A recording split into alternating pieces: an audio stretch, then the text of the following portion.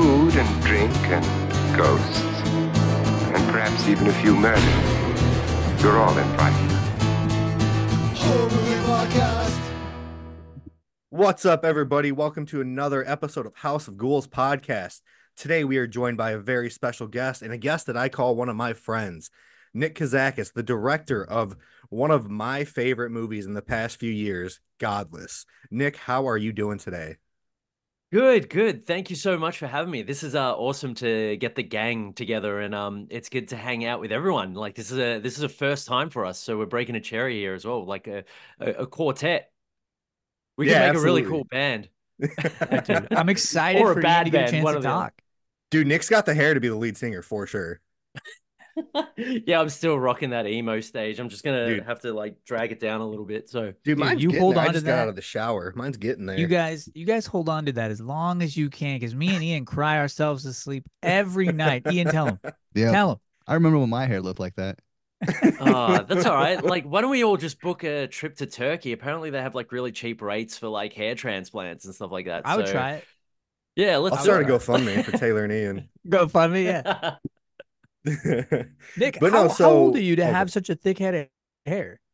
I'm in my 30s, so like I'll stay this, and that way no one gets my personal detail. No. Yeah, But it's it's the European, the Greek in me, so that's what's keeping me the Greek. But the Yeah, you hair guys doesn't stay just thick. Yeah, but then it's all the back of my neck and then the back of my Mhm. shoulders. There's hair everywhere, so it just doesn't stop. So it's kind of like an opposite side of the curse. He takes his shirt off. He still has one on. Yeah. And I still have one eyebrow as well. So it's like no. It's yeah, I've been lucky. I've been fortunate in the hair department, but just You're very, nothing very else lucky. in life. I see Ian. I see a little, his eye just got, he's like, we're talking about movies today that make you cry or sad. Ian's thinking of something right now because I see a little tear right in the Nodded. edge of No tears. Zero tears. No tears. the baldness is real. Yeah, so what we're doing today, since Nick made one of the most powerful movies, for me at least, I know it affected a lot of people. I know Nick does hundreds of fucking however many interviews talking about Godless all the time. I actually just watched the interview with In Love with Horror today, honestly. Oh, yeah, you just So did that. I loved it. I love that one. Thank you for the shout out as well. That was that fucking I was Yeah. watching. I was not expecting that. Hey, it's all thanks to you guys all blowing it up again. You know, it's just like it was that film that sort of settled, and then thanks to the horror talk community, I'm just collecting friends on there now. So it's like I got to catch them all now. So it's yeah, it's been cool. It's been cool to see like that kind of love come back and hang out with you. Like this is our people. You know, it's like I'm a horror fan first before I'm a filmmaker, and getting to kind of chat with you all is kind of like a dream come true. It's like this is our community. Dude, you're collecting friends like Thanos collects fucking stones. It's true. Not only that, but you're still getting people reviewing the film. I saw 3 last week, and then I see you in the Yeah. comments, or I'll tag you in the comments or something, and like there's like 5 other people tagging you in the comments. I used to be the one tagging this guy in the comments. Now there's Yeah. like 5 before me, and it makes me so happy, dude, that people are getting to see this and digest it, and it's literally getting a second life. Yeah, no, it's been awesome. And thank you for tagging me because my TikTok game is pretty bad. So like it keeps me informed and keeps me in the loop. And you know, I love responding back. It's like, you know, if people are taking the time to watch it, then I'm gonna take the time to like, you know, respond as much as I can and pretty much all the time anyway. So it's been cool to see it kind of get a little revival. So love it. I'm not just saying this because he's my podcast host, but I think Ian by far had the best review so far of the movie. Yep. I agree. Yeah. Ian just did a review, I think last week. Was it Ian? Was it this week or Yeah, I last think week? it was last week. Last week, I wanna yeah. say. Last week? Yep. Yeah. It was I was like I loved it. I was in hysterics. It was so funny. The intro was just like golden. So golden. For how emotional that movie is, Ian really put like a good mix of it, and it made you want to punch Yeah. both of those pastors in the face as well. I so. know, yeah. I saw in one of the comments that you like likened the second one to Dorian from The Mask, and that is an exact look alike. That is perfect. Like Yeah. when he puts the mask on, that is Mhm. looked perfect. Yeah. Yeah, ever since I first saw that fucking douchebag, I don't even remember his name right now, but that fucking pastor scumbag, his face, it looks just like Dorian from The Mask. Well, So just that's in a case he is right, and we're all gonna go to hell, at least we can hang out and do this podcast there. So I'd rather be with you guys than him. right. Let's put it let's put it down But straight. it Hell does yeah. attribute just like the amazing like group of people that you got to put this film together. Like you, everybody else, put like the cast and like all the performances. Like Ian's still mad at the pastor. Ian thinks he's a real guy. That was an actor, Yeah. Ian. But that's indicative of a good performance. Like it makes you Yeah. hate. It's palpable hatred for someone on screen, and that's what they want from you. Yeah. That's exactly Yeah. what we got. I felt like. Yeah. The cast, all the way from Georgia to Dan to Tim, who we're talking about, who lived that experience. Like that guy literally grew up in Opus Dei, where he was criticized, bullied, because he was gay, and he is gay rather. And like at that point, they were trying to scream the gay out of him, and he just kind of channeled all the people he grew up with, that were kind of that Yeah. kind of charismatic. And I'm going to use the term piece of shit if you're kind of berating someone because of their sexual Yeah. preference and Mhm. orientation. So it's like, it's just it was great to see him kind of go through that, but also he channeled a lot of those demons. And then you like to see him cry when he first saw it was just kind of like, wow, that triggered him. It triggered him a lot. So it was a cool thing to go through, but I feel for him because he dumped it all onto the screen. So love him Yeah. for it and forever owe him. So before we get into the top 5 saddest movies that we're going to talk about, Nick, have you watched anything lately that you want to talk about? We're going to treat this just Yeah. like a regular podcast, and you're one of the Oh yeah. hosts. Is there anything just in general or not to the theme or Anything you want to talk about? Anything that oh you've watched that you I want to talk saw about? I saw Strange Darling. I don't know if have you seen that? Like Oh yeah, yeah. everyone's seen it Taylor's the here. only Yeah. one who I'm the hasn't. only one, but you talk about I it. Talk about it because I'm gonna watch it eventually. I'm gonna watch it Oh, soon. look, But I mean, that was insane. That was such a wild ride. And, you know, just like what was, it even shocked me in the credits when Giovanni Ribisi was like the Mhm. cinematographer. It's like, when did this happen? And like, he's he a was brilliant. cinematographer. For the movie, Now yeah. he is, Yeah. Oh, So, and it's beautiful to look at. Mhm. All shot. I think at the start it says that it's shot all on 35 mil. Yep, 35 mil. But that movie takes you on a wild ride, and it's brilliantly performed, brilliantly executed. That was a fun watch. So, yeah, really highly recommend that. what do you Yeah, guys the all give it wife. out of 10? Oh, Do you guys have a rating for it? All of you, I'm because you I guys think all saw it before me. I'm sitting at a solid 9, 9.5. 9? Mm-hmm. Yeah, comfortably. Yeah, I Yep. I loved it that much. Ian, Yeah. I think I gave it a 9 also. Speaking I gotta of watch it. Giovanni, did you guys stay till after the credits? No. Oh, I There's was a busting. I had audio. to.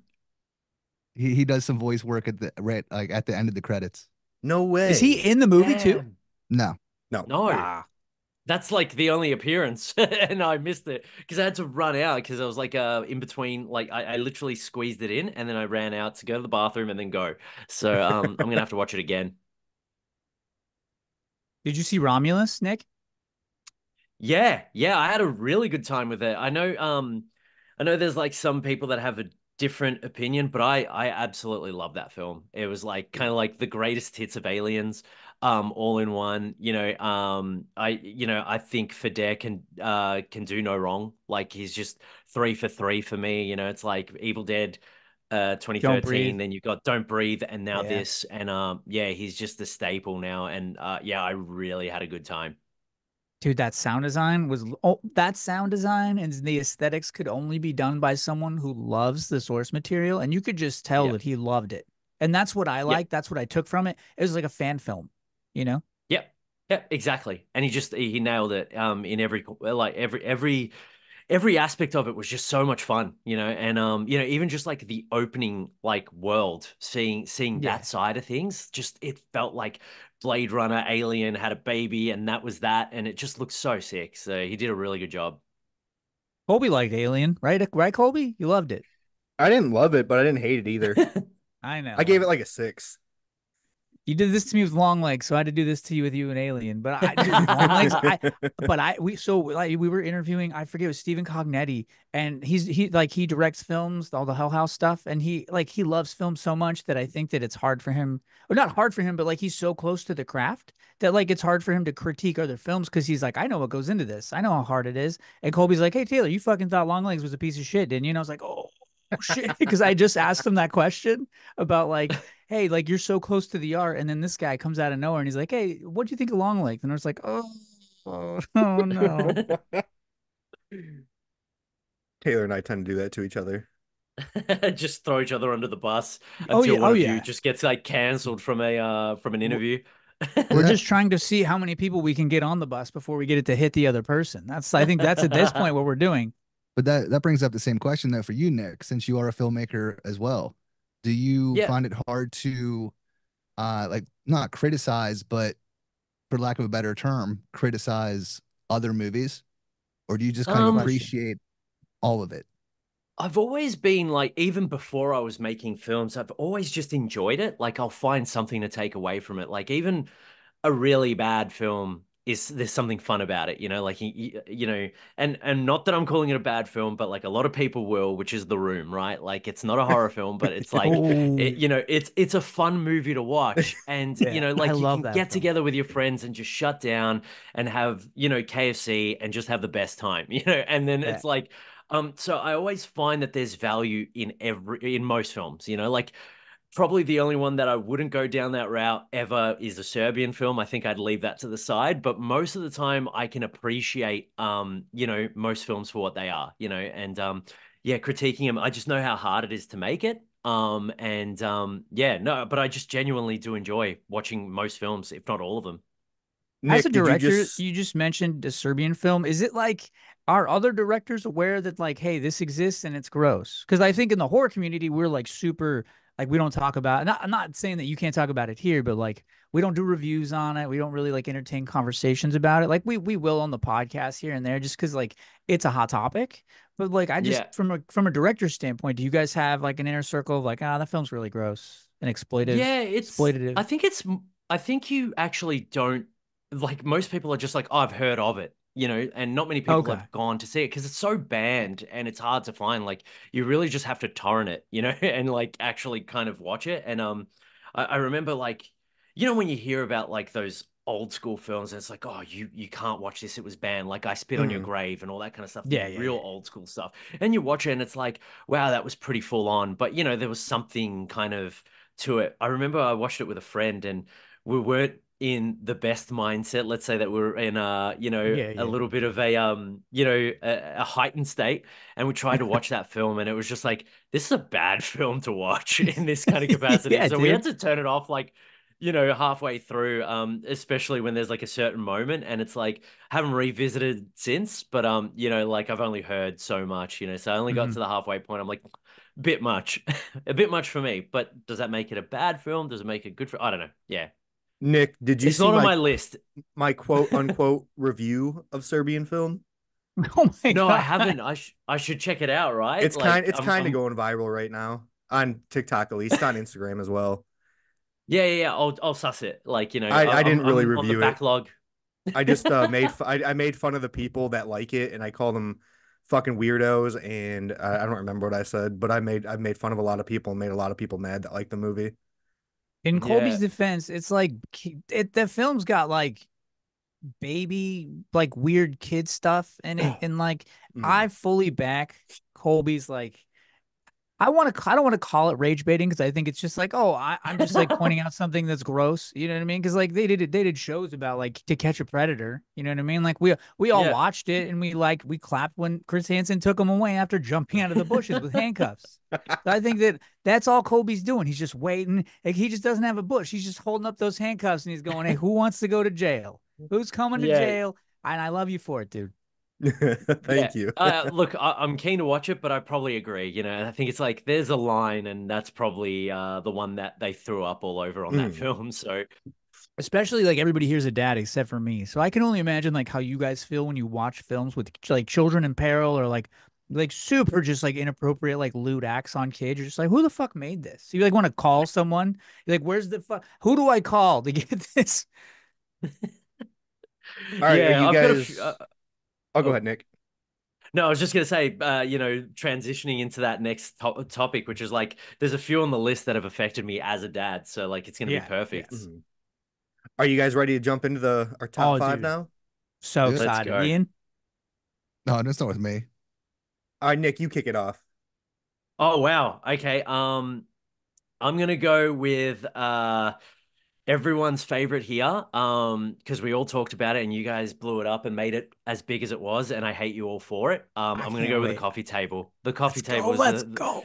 that killed me. That killed me. I don't know how much information you want me to get into, but it's that was a movie that again I set up 3 films to watch that night, and it was the last one of the evening, and it ruined my mood so much that I just had to leave. Like I was with a bunch of mates, and yeah, it completely destroyed me to the point where it's just like I kept tuning into the baby monitor to see if my baby was okay throughout the whole duration of that film. Why isn't it crying? Why isn't it crying? You go upstairs. It's asleep. It's asleep.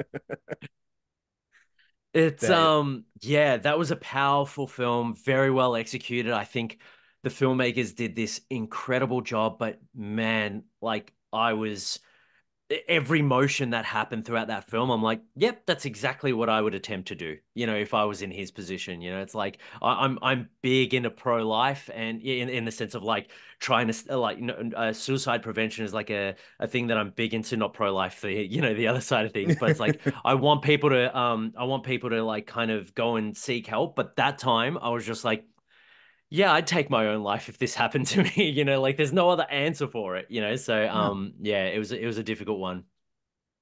Yeah, that was a big one in our community. Fucking, I love that movie so much. It's still, I think, in my top five, or just missed my top five for of the year of 2024 right now. Ian. Yeah. Yeah, that movie's wild. It didn't affect me the way that I expected it to, as a parent. Because I thought the thing that actually happens in it I found hilarious. I don't know if that what that says about me, but just I know what it says about you. the way that it was I just know. the way that it went about it. I thought it was hilarious. Like, how do you do that? How are you gonna do that?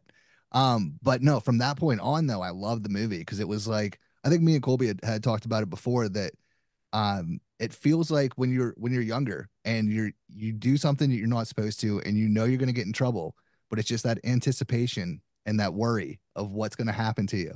And that's what Mhm. I felt that whole rest of the movie. So like by Yeah. the end I loved it.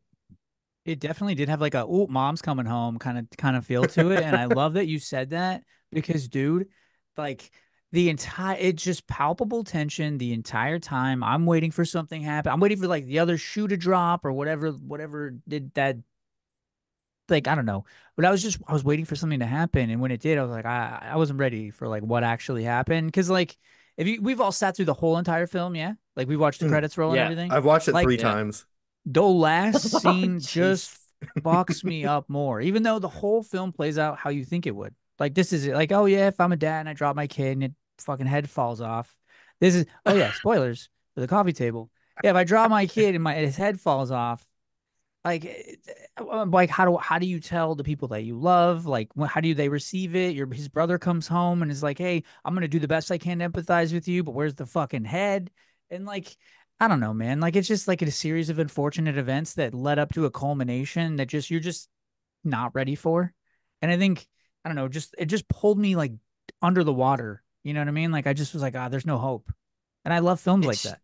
Yeah, it was just so brilliantly executed. It's like every word was so cutting, and it was just like Mhm. the cliches of you must be so proud to be a dad, and oh my God, how it's you must love looking into your child's eyes, and it's just like that knife gets twisted so many fucking times in that film. Yeah. It's just like I like at the end, I'm just like, man, it's either they're all gonna die or I'm gonna take my own life because I can't fucking be in this scenario anymore. So Dude. it's Yeah. just like, yeah. It's even branded as a dark comedy. So there, I think some of the dialogue in there is very purposeful, in Yeah. being kind of like, Mm-hmm. it's like, I think Kozakis, the director, he wanted it to be a comedy on second watch because he knows like the first watch, it's going to fuck you up. Second watch, you already know what's going to happen. So I think it does open your mind and other doors to kind of digest the dialogue differently. And that's kind of how I felt on a second watch. I was like, oh, I see how this could be a dark comedy now that I've seen it once and I've been Yeah. traumatized. It's not going to happen again. But like you look at all the little things that Nick was pointing out, and he's like, "Oh yeah, how happy you are to be a dad," but like not anymore. Like, you know what I mean? Yeah. No, My even just two. the subtle shade. Oh, sorry, my bad. Yeah. Just I the was. subtle shade of like even talking about how ugly the coffee table is and how he shouldn't have bought it. It's like, yeah, he fucking knows that now. So it's like, We all agree that was an ugly fucking table, though. Yeah. Dude, I would have bought it. horrendous. I would have bought that table, dude. That would be in my And living room. in my defense, too, my two other watches, they were mostly watches to watch the other person's reaction when I put it on. Wait, who else did you? And can I ask how those watches went, Colps? The other one was my younger sister, who is also our babysitter whenever Coda and I go on date nights Oh and my everything. God. And then another one was this really religious guy at work. What are you doing, dude? You're making Ian smile over there. He's like, get I'm those just being a religious. menace. I'm just being me. It's get those That's so religious. funny. Yeah, I think we're all on the hit list for every religious person after I made a film called Godless Yeah. and you all supported it. So, Uh, Ian, do you have a movie to add to round one of For sad round movies or one, movies that made you cry? I don't have one that made me cry. When it comes to horror movies, I don't have that. Well, just sad, Um, depressing. yeah, I don't know. I'm fucked up or something. But You are. a recent one that definitely has some feels to it is Violet. Damn it, I had oh, that on my. I know what you're doing. yes. I know what you're doing with this. You don't think I don't know what you're doing because we got Nick here and you're putting Violet. Go ahead. Violet just missed my list, but Georgia Ayers. Georgia Eyes representing one of the best actors, and it's just criminal that she's not in more. But yeah, she absolutely killed that project, and it's great team, great film, just a wild ride that film. But yeah, very very heartbreaking towards the end. Did not expect that end. Did not No, expect that end. not at all. But it was so good. That and Godless, like for such indie films, they are some of the most beautifully shot movies that I've ever seen. And they're both from Australia. Yeah, yeah, Are it they was really both from Australia? Hmm. I know yeah. Godless, but I didn't know Violet was. Yeah. So they shot that in Perth, and they literally were finishing up shooting that during like lockdowns because we were in lockdown, but they weren't. And then she pretty much went back to back. So she finished Violet, then jumped over into Godless, which was kind of like two very similar themed films with like mental health and all that kind of stuff. So Yeah. it was really cool for her to be able to do that and kind of give her time to be like, hey, I'm gonna go into another dark space again. So Dude, what a She one-two handled it punch like a those champ. films are. Like just because it seems like Godless was 2023 release and then uh Violet came out like really, really early this year. So it's like she's two for two in the last like 2 years. So yeah. I can't wait to see what she does in 2025. Yeah, I'm just gonna keep casting her and things until she's unaffordable because someone else picks her up at that point. You But have to. yeah. You have to. Colby, what's your pick for this tier list? Mine is another new one. Quiet Place Day One. Oh, you bastard. You guys are Oh, both stealing my I actually cried 3 separate times in the theater watching that. But beautiful that one film. also hits differently with me because cancer just affected me and my family recently. So when that happened, it was kind of rough for me. Yeah. I didn't expect the film to be so sad. I was like, oh, Mm-mm. Quiet Place, it's got these monsters that look like fleshlights. I thought that I would just make fleshlight jokes the whole time. And like, I'd look at my girlfriend and be like, you could fuck that if you really wanted to. But like, I was like sad the whole time. I was like, what the fuck is it? What? The atmosphere building was brilliant. The dialogue was brilliant. Lupita is such a great and powerful actress. But like, don't make me cry during a horror film, dude. Like, come on. It was so sad. Especially if you break it down and it's just like aliens fucking shit up whilst people are trying to get pizza. And then that's, Yeah. like, and then there's a cat. And that's it. But then like everything else means so much. And they really killed the character arcs for both of them. And especially hers. It was just so beautifully done. And just seeing her like, kind of do what she does, spoilers, but like putting herself in that self-sacrifice kind of situation. Mhm. It was Yeah. beautiful. I was kind of like, yeah, that hit hard. And then the cinematography, when she's standing there, when she finally gets to the pizza place and she's standing with like her iPod and she's in the middle of that four-way intersection and you see those monsters just like slam onto the cars and then it go to pitch black, you're like, just the way Yeah. it was shot was so powerful. Every scene Yeah. felt like it mattered. Like even the cat, they added like a front they added like a front man persona to this cat. Mhm. And you just like you cared about it like you cared about like Leo and Titanic. You're just like nothing can happen to you. Nothing can happen to you. I don't Yeah. know. It's good directing. It's good acting. It's the sound. Like I just everything was a 10 out of 10 in that film for me. I think I give it a 9, so it doesn't make sense, but it's one of my top films of the year. Ian, you saw Quiet Place, Oh right? yeah. Yeah, I was that's when I went into expecting not to like it because like just judging by the trailer. Like it didn't look overly exciting to me. Mm-mm. So I went into it with low expectations and it ended up being probably my favorite in that franchise. So yeah, Yeah. the acting was fantastic. I love the story. Just everything about it fucking worked and it worked I'm well. so I'm so glad you said that because I did not want to see it. I had no I mean I review horror films, so like it's incumbent upon me to see new things when they come out and like give some kind of opinion to like either like persuade you or dissuade you, whatever the case may be with how good the film is. Hopefully it's persuade because I don't want to hate anything. But it didn't look good. Like not that it didn't look good, I just didn't really like care because it's a quiet place. I was like, I mean, they're all good films in their own right, but like they're all I don't know. Was it a must see? I have no idea, but we all went and saw it, and holy shit, it's wild. I did not expect it to be that good. All Did right, you, Taylor, what's Kobe? your number 5? No, I thought I wasn't gonna like it. Okay, I didn't know we were doing 5 films because I did fucking 11. All right, so I did 10 as well. So I it's did a like lot. I I got didn't know. I I got didn't my know we were top doing 10. tiers. I say we just keep doing this until we either run out or Nick needs to go or Nick gets bored. Yeah, Nick, you have an Nah, that's not gonna hour, right? happen. You have an hour left. I've got as much time as we need, so it's fine. Oh I'll push shit. back whatever I need to do. I want to just hang out, so that's it. You are a Yeah. fucking legend, dude. I Yeah, fucking Hell love dude. yeah. you. And honestly, Nick, these never go longer than like an hour and a half anyway. And if it does, then you will be the first guest to have an hour and a half. So you're also the first guest we have that doesn't have like what like the cane that yanks them off a stage too at like 90 Oh minutes. yeah, It's like that's you right. turn I'll they turn figure they it all out. turn into pumpkins. I'll take myself out. It's all good. But yeah. All right. What's the next one? Yeah, I Taylor, to you. listen, I am gonna pick one to troll Ian. Let's There's go. something strange about the Johnsons. And I'm gonna let Ian pop it off. So yeah, I just watched this for the first time last night because of Taylor. Nick, have you seen this? I haven't. I haven't. This is Okay. news to me. So So it's like, I yeah. don't want to spoil it because Oh, you you need got to it. You gotta no spoil it. you no I don't know because you I knew nothing going I knew it was fucked up and disturbing. I didn't know what it was about. So And also, Nick, it's an Ari Aster short film. Okay, awesome. All right. Yep, I'm on. I'm gonna like put it to the watch list, so I'll check it out. Nick, it is 30 minutes or 28 minutes, and you can find it on YouTube. It's free, it's available to you.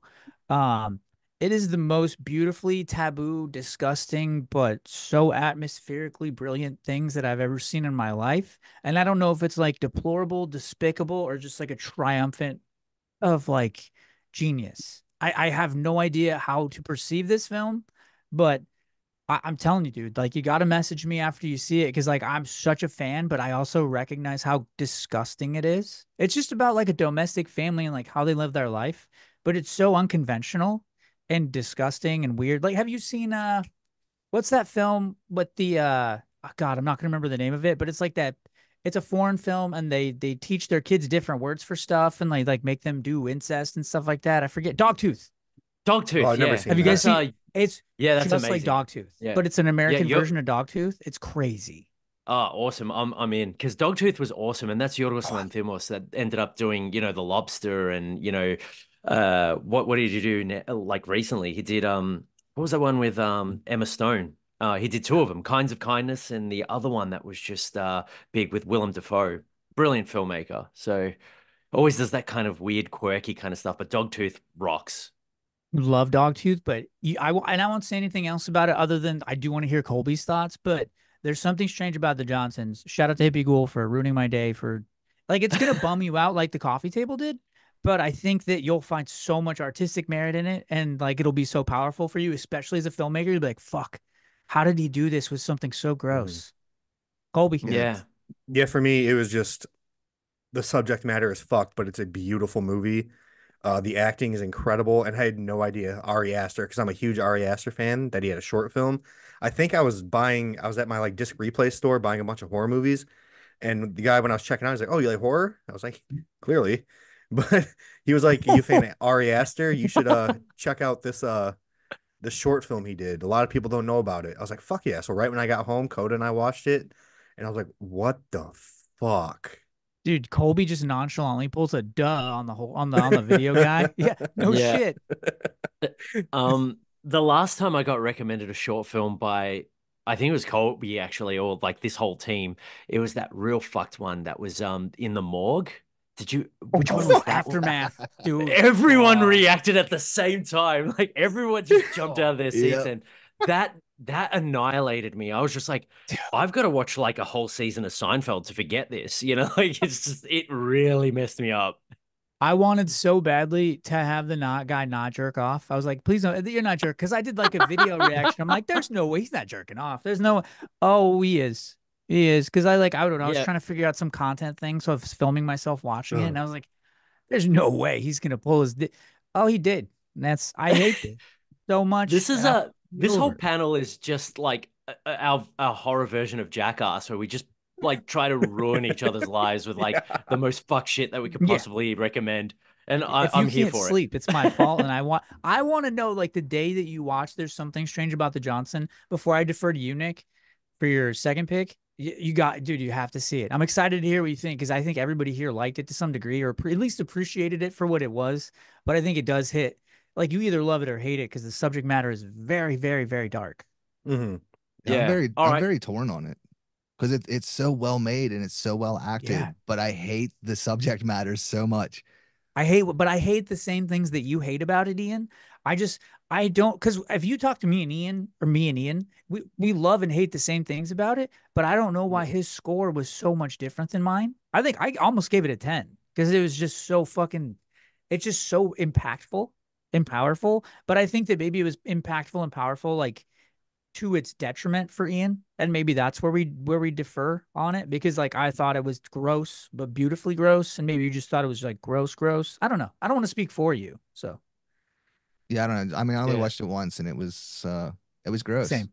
But I don't know. I've also been thinking about it all day too, and like I think it's one of those that like the longer that it stays with me, I'm probably gonna appreciate it more. I still hate the content, but like Oh yeah, I can appreciate the film. So yeah, it's probably one that I will definitely revisit at another point. But real quick, since I watched that, the guy that plays the dad in that movie, I forget his name, but he was fucking fantastic in it. He was in another short of Ari Aster's, and it was the original Bo that he did. Bo is Afraid, that's based Oh, on, fuck. but it's like it's okay. only a couple minutes long. But yeah, it was pretty cool. And that dude, I haven't seen Bo is Afraid. I haven't either, but I knew that that's what it was based on, or whatever. I don't So, know yeah. anybody that's watched that film because it's like 2.5 hours long. Yeah, I don't got that time. I mean, I have do, time. but I don't have That's the the only attention reason I haven't. span. Everyone here's got the time to watch a coffee table 3 times, but not enough time to watch. We have that millennial TikTok brain. I'm 37 years old. I don't have time. What? Yeah, Dude, I'm gonna hit That's my so mid funny. 30s this weekend. 34, dude. 34 Nah, on I'm not Saturday. happy. I'm It's happy. all right. We're all going to be taking our cholesterol tablets now that we're in our 30, like mid to late 30s. It's just it's creeping up. Nick, what is your second choice for the sad movie tier list? I'm going to go on theme. So it's going to be Hereditary, which I know that's like a cliche and a big one, but I stopped breathing in that film. Legitimately stopped breathing. When I first saw that and you see her head come, like, that connection with the post, I was just like, I don't ever want to have kids just in case I fuck that up. But like, I never want to have kids after this point because if that ever happens to me, but it wasn't just that. That was shocking, but it was watching Toni Collette on the ground screaming how Mhm. much she wants to die and begging for it. That really broke me to the point where I'm just like, okay, cool. Well, my night's over. I just So got goosebumps that thinking really about that killed me. part. I Just Yeah. got watched it the goosebumps. other night. I just reviewed it. I saw it when it first came out, but in the theater, I remember like and I'll be really quick so you can give thoughts, but with the thing that I remember the most palpably like insane about that film was the Tony Collette's son's in the room and he can hear Tony Collette go walking down the stairs to going to the car to go somewhere, and you could hear her scream, and that Yeah. scream I will never forget as long as I live. And that woman is one of the best actresses, and she should have gotten an award for that. I Hmm. know she Yeah. didn't, but she should have. I will never forget That's that part scream. that's part of that horror cringe, right? Where it's like, because it's in a horror, it's not worth noting. But seriously, her performance is unbelievable, up there with the best. I mean, to give her an award, they could have just been like, "Oh, this is a drama film." Because I Yeah, mean, I think you could dissect it however you want. It's a drama, Hmm. thriller, suspense. absolutely. Like, Yeah, I mean, they gave The Sixth Sense a bunch of awards. I think The Hereditary is on par with The Sixth Sense. yeah, agreed. Ian, Yeah, apparently I have something with decapitations because when that scene happened, there was the shock of it and the silence, and then it was the fuck yes, that was awesome. But then that scream though, like that, yeah, just thinking about her scream and like her going out to the car to find her headless daughter, like that's fucking brutal. And Yeah, it still gives me chills when I think about it. Like that's definitely a bummer fucking scene. But I love that movie. That whole movie is fantastic. dude, in the end, when they connect the end to the family and like the cult and like Paimon and them trying to resurrect one of the like the gods from hell or one of the guardians from hell, and then like they want to give it a male body instead of a female body, and you're just like, what the fuck? It's just in like the head, like Tony Collette's headless body, and then Charlie's head and like decaying grandma, like all floating in the same room. It's just, dude, it was so crazy. And then when they did the close up of the head with the maggots on it, I just watched it last week, so like it's all still fresh in my brain again. It's just such a great film, dude. Ari Aster, right? Again, yeah, another Yep. Ari yeah, Aster banger. yeah. Ian, do you have your film for the tier Sure. list? Sure. Of course I do. I'm gonna go with Train to Busan. Oh, Oh damn it. You yeah, guys keep. that's on my list as well. Yeah, Like I love that movie. But yeah, the ending is just fucking heartbreaking, especially I have a daughter. So yeah, like when I watch that, it's like kind of putting myself in that place of like yeah. just doing everything you can to protect your kid. And yeah, it's so fucking heartbreaking. Can you spoil the end? Because I've seen it. I've seen it 100%, but I don't. Is it the dad or the daughter that dies? I think it's the dad, The right? The Because the dad. dad, dad's the like the dad. dad's Yeah. holding the daughter up and they grab her and then they all run away and the dad's stuck, right? Or I forget He how the gets end of he that gets goes. they're on that runaway train and he gets Yeah, bitten by like that real piece of shit guy and then like he pretty much self-sac like he gets him into the carriage, locks him in and tells him how to like break the train and all that that's right. and then she's just screaming for him to kind of come back and then he just kind of throws himself off the train and it's so brutal and then she's walking through the tunnels later singing that lullaby and it's just she absolutely kills that performance. Like that's when it's just like no amount of acting training can give someone that's that natural a lesson and she just like had it and yeah, it breaks your heart. Colby, Train to Busan. What are your thoughts, my brother? Depressing. No, Did It's it we just was. cool take you to a until it's place? depressing. It's like Did we just take you to a place, brother? kinda. It's one that like you watch zombie movies to have fun usually, right? Yeah, yeah, yeah. That Sadness. that and Maggie. Maggie was depressing too. Oh, Maggie. fuck But off. Yeah. That's the one with Arnold Schwarzenegger? Yeah. yeah, but I watched it Oh. because everyone was hyping it up, and when I watched it, I was like, this is one of the most beautiful but one of the most sad movies I've ever seen. criminally underrated, Maggie. Like I talk about it often. That and Mhm. End of Days. I'm like big on. I'm an End of apologist for Days is End of good. Days, but like, those two films, like they rock, and especially Maggie, which has so much heart, and yeah, not many people give it enough credit. I remember I saw Maggie a long time ago. I think I might have seen it before I was too early to appreciate the slow burn aesthetic of a film, but I remember really liking it, even though it wasn't like crazy zombie action and it's just like Arnold Schwarzenegger locked with his daughter, like while she changes or whatever. I forget, I haven't seen it since it came out, but like I remember that it's like it's all shot in one place. Arnold Schwarzenegger's got a beard, and you're just like, what the fuck? I've never seen him like that. And it's about like his daughter essentially, or somebody in his family slowly turning as he like his heart breaks into a million pieces. Have you seen Maggie, Ian? I have, but same. I haven't watched it since it first came out, so I don't remember much about it. Need to revisit it. Mhm. But yeah, Train to Busan, you're still on. Me? Colby.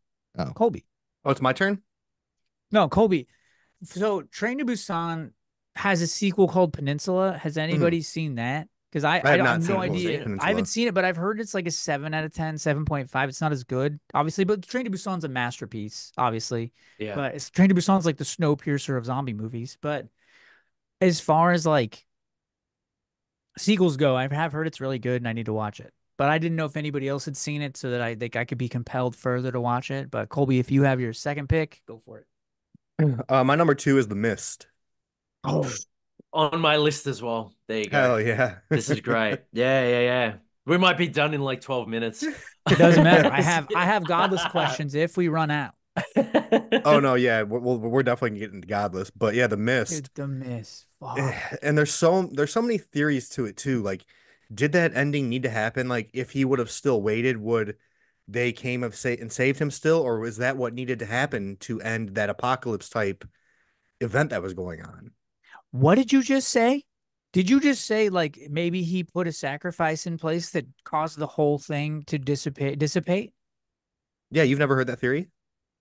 That's fucking brilliant. I've never heard That's that cool. I've before, never thought of but that it either. Mhm. but it might have ruined the effectiveness of the film because I like the irony of him just going when you after and like watching the people roll up and like, oh yeah, dude, you just could have. What are you? Why can't you be more patient? Yeah, I thought that and was a it's movie even about worse than that patience. as well. There's an even bigger kick in the guts because then you see the Walking Dead lady, I forgot her name, and she's on the back of the truck, and he had the opportunity to help her and guide her home, and no one helps her. They just let her go out Mhm. into the mist, and I then didn't she's even on notice that that. truck. Yeah, and she's like staring at him, and he's just like killed his entire, like posse, including his kid. And it's just like, oh my God, if only he like escorted her, they'd all be okay. Because that's one of my favorite horror movies of all time. And like I remember Yeah. going to see that in the theaters and like I know the practical effects don't hold up and the story's not even horror. It's basically like a religious, like what happens to society when things like this happen. But still, I fuck the ending is one of the best endings of a film that I think I've ever seen in my life. Like that movie Yeah. and The Nightingale made me feel disgusting at the end. I forgot about the The Nightingale. Nightingales. Yeah, that's another film I can't Nightingales. watch ever again. It's It's no, that's a beautiful, one and brilliant, but yeah, one and done. One, yeah. I it's haven't watched rough, it yet. dude. Ian, Is that's it? your next. It's not a horror film, but they do throw It's a on baby against Shutter. the wall during I an own it. essay scene. I picked it up. You I just haven't you watched it yet. bought it? Hmm. You sick bastard. You bought the Nightingale? Yeah, I found it for like a couple bucks, and I was Dude, like, I I haven't can't. seen this, so I bought it. Can you do another favor for me? Can you and this is I didn't recommend this to you. You already knew it existed, but what do I need to do to expedite this to the top of your list, Ian? I'll try and do it this weekend for you. I love you, but it's a long film. It's 2.5 hours. It's That's why I long, haven't watched it yet. but it's not Beau is Afraid long. Beau is Afraid is just Joaquin Phoenix doing the Joker thing again. This film is like a woman's trek through the outback during like a historical period of time of Australia, and it's just I feel like it's historically important. Yeah. I Yeah, don't know how but historically very, accurate it very is, but I rough. feel like it's important. Hey, neither do I. I'm such a bad Australian. It's pretty, so I'll talk about Greek history and then I'll just kind of use that as my scapegoat. All right, The Mist. Ian, do you have any thoughts about The Mist? I love The Mist. I love the ending. It's my favorite ending to any horror movie ever. And it probably helps that I saw it long before I had, that I had a child, because it would probably hit different if I saw it for the first time now. But back then, before kids, and when I had zero fucks to give, I thought it was fucking awesome that that happened. And then the irony of, him pulling the trigger on all of them, and then essentially being saved. Yeah, I thought it was brilliant. I love it. Does having kids really affect the way that you digest horror films, and like maybe even films like something genius that Ian just said, that like, hey, when I was I didn't give a fuck back when I saw The Mist, but now watching it as a dad, I'm like, yo, this is way more impactful and carries so much more weight now that I have a kid, because I don't have anything to compare that to. So I'm just curious what your guys' thoughts are with films with kids in peril and stuff like that. It's not every movie. Like, it's not every movie that has a kid in it, or that a kid gets fucked up in it. It's just, I don't know, it's certain ones. Like When Evil Lurks, that one didn't affect me. No. Yeah. But other ones, I can't even think of one off the top of my head right now. But there are ones that like that, especially if it's like a little girl, and there's some sort of like relationship similar to what I have with my daughter. Long And Pigs. Yeah. yeah, Long Pigs. That's on my list. So yeah, something like that, Sorry. like that. Like, you're good. That definitely hits harder. Because if I had watched Long Pigs before I was a dad, that probably wouldn't have affected me really at all. But just kind of, enjoyed it the whole way through. But that particular scene hit for me differently now because I am a dad.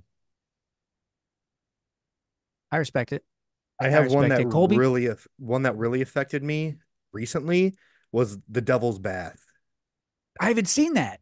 Oh, Wait, is that's on that my wait, is list. that the one? Yeah. Is that the one where like the lady's like, I don't like my baby, and then throws it off the waterfall? Yeah, I still need Yeah, to but finish that's that too. not the scene that affected me. There's one even worse at the end.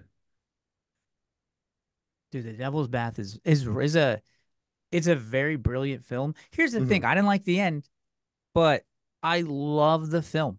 I love how dreary it was. I love how like morose it is. I like how it like sits in its own suffering kind of, and like makes you feel like how, I don't know, like constrained all the characters are, and they're stuck in this Mhm. working village, and it's just like there's no hope for any of them. So one lady's just like, "Yeah, I want to see if my baby's water buoyant." Throws it off a cliff in the first like 3 seconds of the film, and I'm like, "Oh, this is gonna be great." And it just gets really slow. I felt like, So but I liked it. Didn't dilute my experience. what you talked about for Hereditary, like those screams sticking with you with Tony Collette, Yeah. when that little boy, what happened to him at the end when his screaming, I could not stop thinking of Zephyr, and I still can't stop thinking about that Oh, screaming. dude. No, I understand. That's like it's a different horror when they tap. There's a video the other day where somebody was talking about horror is different for every person just based on what's important to you, and like I think that's why a lot of people identified with that cat in the Quiet Place Day One, because it's like we all love animals. It's like well known, but now cats are different now than they were in the 90s. Like you remember back in the 90s, people are just like, who gives a shit? Just like she'll come back. You don't see your cat for like a week. Could you imagine not seeing your cat for a week now? You would freak the fuck out because I get times Yeah. change and things are more important to people from different aspects. So, like, I don't know, Ray's afraid, Scare Pear's afraid of spiders. Any movie with spiders is going to scare the shit out of him. I'm afraid of ghosts. Ghosts are going to scare the fuck out of me. And then Ian's afraid of commitment. So, any movie where there's a married couple married longer than 5 years, Ian's freaking out. Dude, talking about cats, I get anxiety if I don't see my cat for like 10 minutes. Yeah.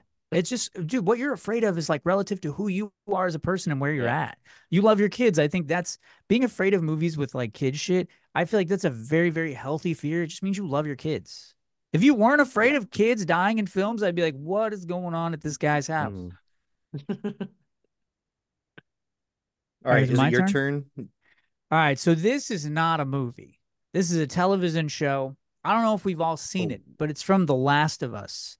It is Oh, yeah. episode 3 of The Last of Us when Frank and then his boyfriend meet, but Frank's like a masculine man. He doesn't want any part. I don't want to kiss no man. And then this other guy just that beats him with kindness, and then Frank embraces him and realizes, oh man, I do want to kiss a man. And then they do, and there's a beautiful love story behind them both. And then Frank's like a survivalist, so he's got a bunch of military things and components going on. And then this other guy's just very like practical. He's just, hangs out. He knows how to play the piano. They hang out, listen to Elton John. They play it on the piano. And then one of them gets a terminal diagnosis at the end. He gets really sick. Yeah. and Frank can't do it. So he takes like a pill and they die together. And I have never, this actually made me cry, but like ugly cry. Like, I don't think I cried for the rest of the year because this floored me. And did you It guys took your experience quota this? up. Yeah, Did you that guys? was a beautiful episode and it really hit. It really hit hard. It was just like, and that's why love transcends all kind of all sides. It doesn't matter if you're gay, straight, whatever it No. might be. Like you could just that's just a couple that were in love and it was just too much to take and then that was it. And it encapsulated love in its perfect essence. Ian. Yeah, absolutely. Yeah, Last of Us. So when it comes to adaptations of games or books or whatnot, um, usually I'm pretty hit or miss when it comes to deviations from it. I think The Last of Us did it perfectly because they stuck to like the main story and they really nailed a lot of the things that were just like the video game. But one place that they improved on was that storyline. Because in the game, like that they were a couple, but that it's very more of a hateful relationship, if you will. Yeah. Yeah. And with this, like they took that very basic plot and they just amplified it and turned it into a very beautiful story. And I know a Mm, lot of a lot of people gave it hate, of course, because that's what people do. But I thought it's one of the best love stories that I've ever seen. absolutely. 100%.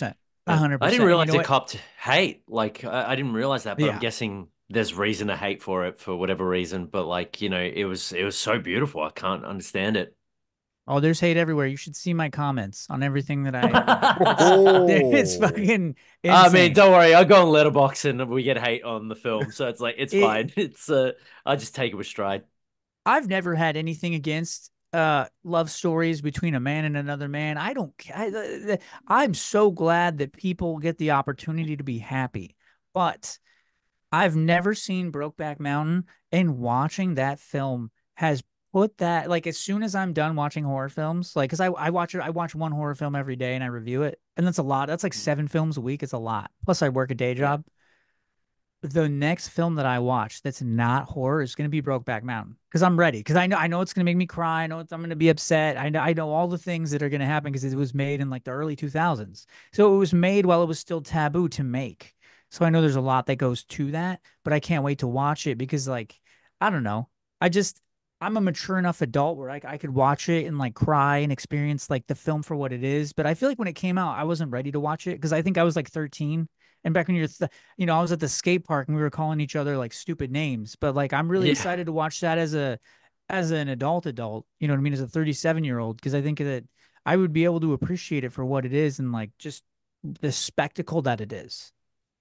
So Yeah. If there's Taylor, oh, oh, sorry, Taylor, since yeah. I'm watching all these movies that you keep making me watch, my request is you got to watch Brokeback Mountain like as soon I'll as review it. possible. it's a I'll good review it. movie. It's It's actually I've a never good seen it. movie. Yeah. Brilliant It's film. And such a I good love I love Jake Gyllenhaal and I Mhm. fucking love Heath Ledger, even though Nick Cage is not Heath Ledger in Longlegs, like you I keep knew that was saying. And coming. I know I knew you that he was is coming. not he is not fucking I can't even believe you said that. It's insane. It's on No, par. he It's is. on par. But I cannot I'm wait. take No, I mean, look, not to disrespect like a legend, in any way, but Nick Cage absolutely slayed in that film. He was just great. It did anyone get like Michael Jackson kind of vibes in that with just He like was Michael I Jackson. think in the skin tone. Michael Jackson's No, only it's just scary to kids. just like that whole like that love for kids. I don't know. It reminded me of that South Park episode for some reason, and I was just like, all Mr. I could think Oh, about that was is that. Jefferson. true. That is true. That is true. No, Blink That is I true. it. got Tiny Tim vibes. Yeah. Yeah, yeah. But But now that Colby, now that you said Michael Jackson, though, yeah. The Last of Us episode 3. What were your thoughts, brother? Because I know you're gonna have something compelling to say. You always It was do. one of the most beautiful episodes of a TV show I've ever seen, but I did not think that was the saddest episode of The Last of Us. Oh, The that's saddest right. one for me was the one with the deaf kid. Dude, that hurt Oh yeah, me in my heart, dude. It hurt I was because I played the game. sobbing, We sobbing. all knew what to yeah. expect, Yeah, we knew but it was they did happening. such a great job of making that film or making that show surprising for people who even played the game. I Yep. played the game. I was still surprised. I was like, Dude, I don't so remember this. also after I watched that episode, I like went and looked the kid up. I was like, I need reassurance. He's okay.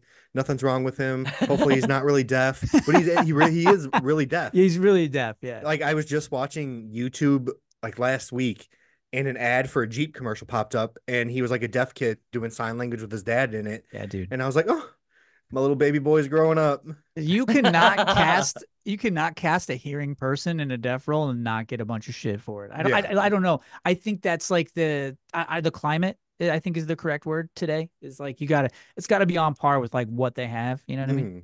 But I didn't mean to take anything away from you from that, but that affected me emotionally so fucking much. But no, Yeah. the Ron Swanson episode, one of the best episodes in a Dude, show I've ever seen. It's so Ron so Swanson. good. Did it make everybody cry? Because I cried like a child. I did. You cry? I did tear up. Yeah, I Ian? cried in that one, and the one with the deaf child as well. That killed me. I Ian's don't gonna say remember. I don't no. remember if I cry if I sobbed, but it at least brought tears to my eyes. I'll give Are you we that. talking to like? Are you T1000 from the future? Is that what this is? Only with Are horror you stuff. fucking? Are Only you with liquid horror. man? I can watch like non-horror stuff and cry like a baby. But horror movies, I don't know. They don't give me that reaction. God damn it. So I guess we're going to pick number 3 because Ian's bummed all of us out with his hardened heart and his telltale heart. For as we're gonna be poetic about it, Nick, your pick for number 3 for movies I'm that gonna made you sad or go. shows. I'm gonna go. The Girl Next Door, not the Oh, that was on comedy. my list too. That was on my list too.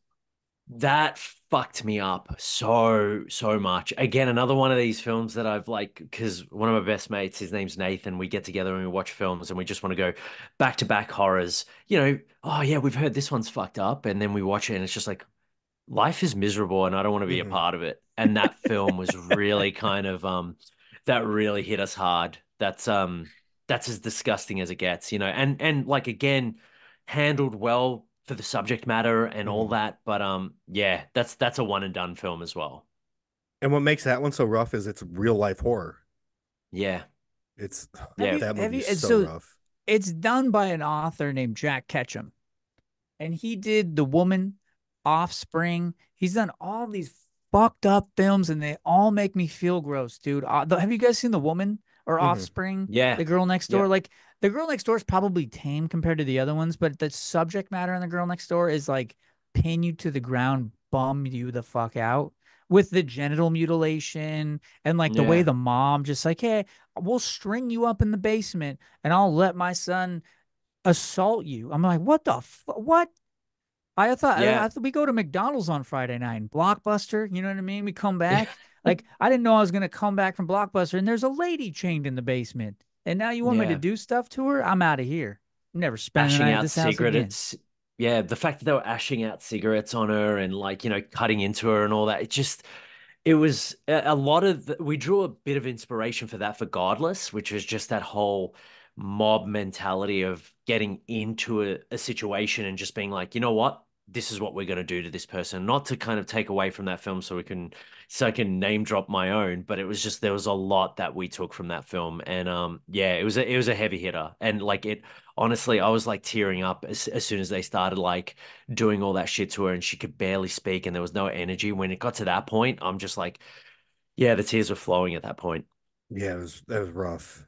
Have you seen The Girl Next Door, Ian? Yeah, it's another one. It's been a while. Like I watched it quite a few years ago. But yeah, I mean, there's still parts of it that have stuck with me for sure. So yeah, it's brutal. Yeah. Especially Colby. when Timothy Oliphant comes in. No, I'm joking. That's Oh, the other one. Do you know how many times I've said Yeah. like the I girl next love door and they're that movie. it's a great film, but Dude, everyone's just like, what's wrong with it? I'm like, it's a different girl next door. Like it's when Nick said The Girl Next Door, I was like, dude, when I was a kid, I beat off to that film so many times. And he's like, oh, not that one. I was like, oh shit. I was like, God damn it. He's talking about the That other one. the other rom-coms are my one. second favorite subgenre, and that is in my top five Dude, Elisha Cuthbert, dude. or Oh my genre. God. I gotta go. You can hear me. He's blacked the screen, so we'll just assume what's happening.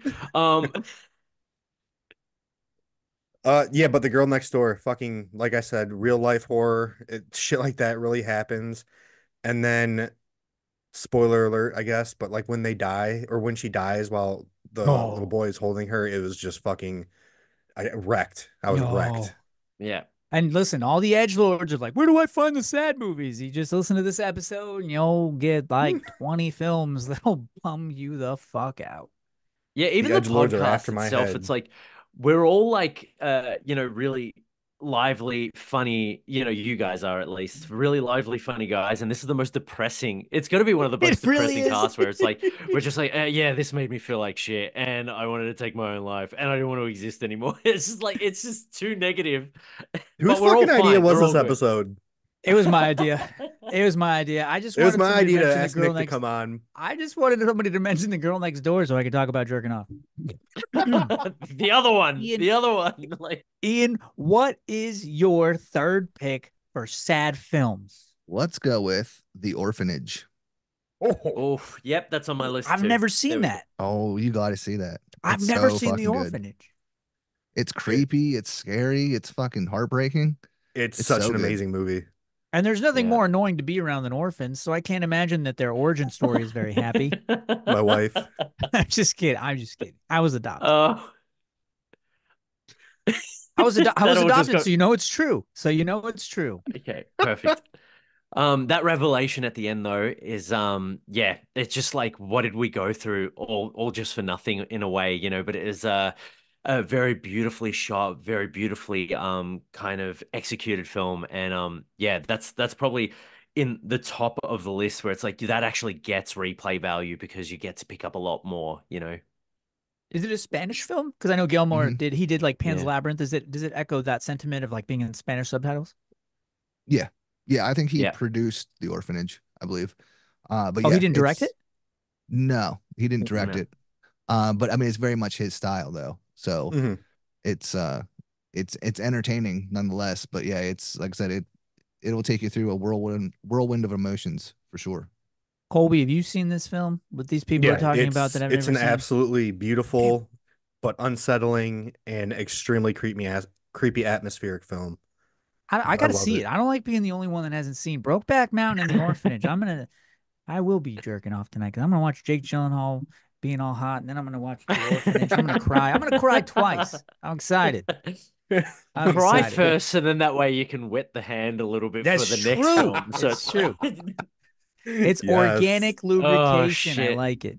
I love This is that gonna go Nick is out to comfortable public enough and- to make those jokes on here too. Me too. It was definitely a roll of the dice. I was like, if Nick's agreeing to come back, we're really gonna test the friendship. We're really Yeah, gonna yeah. test it. It's gonna get to a point where I can't make another film because I'm gonna get cancelled just from this session alone. But that's all right. It'll be Oh. worth it. We'll go down swinging.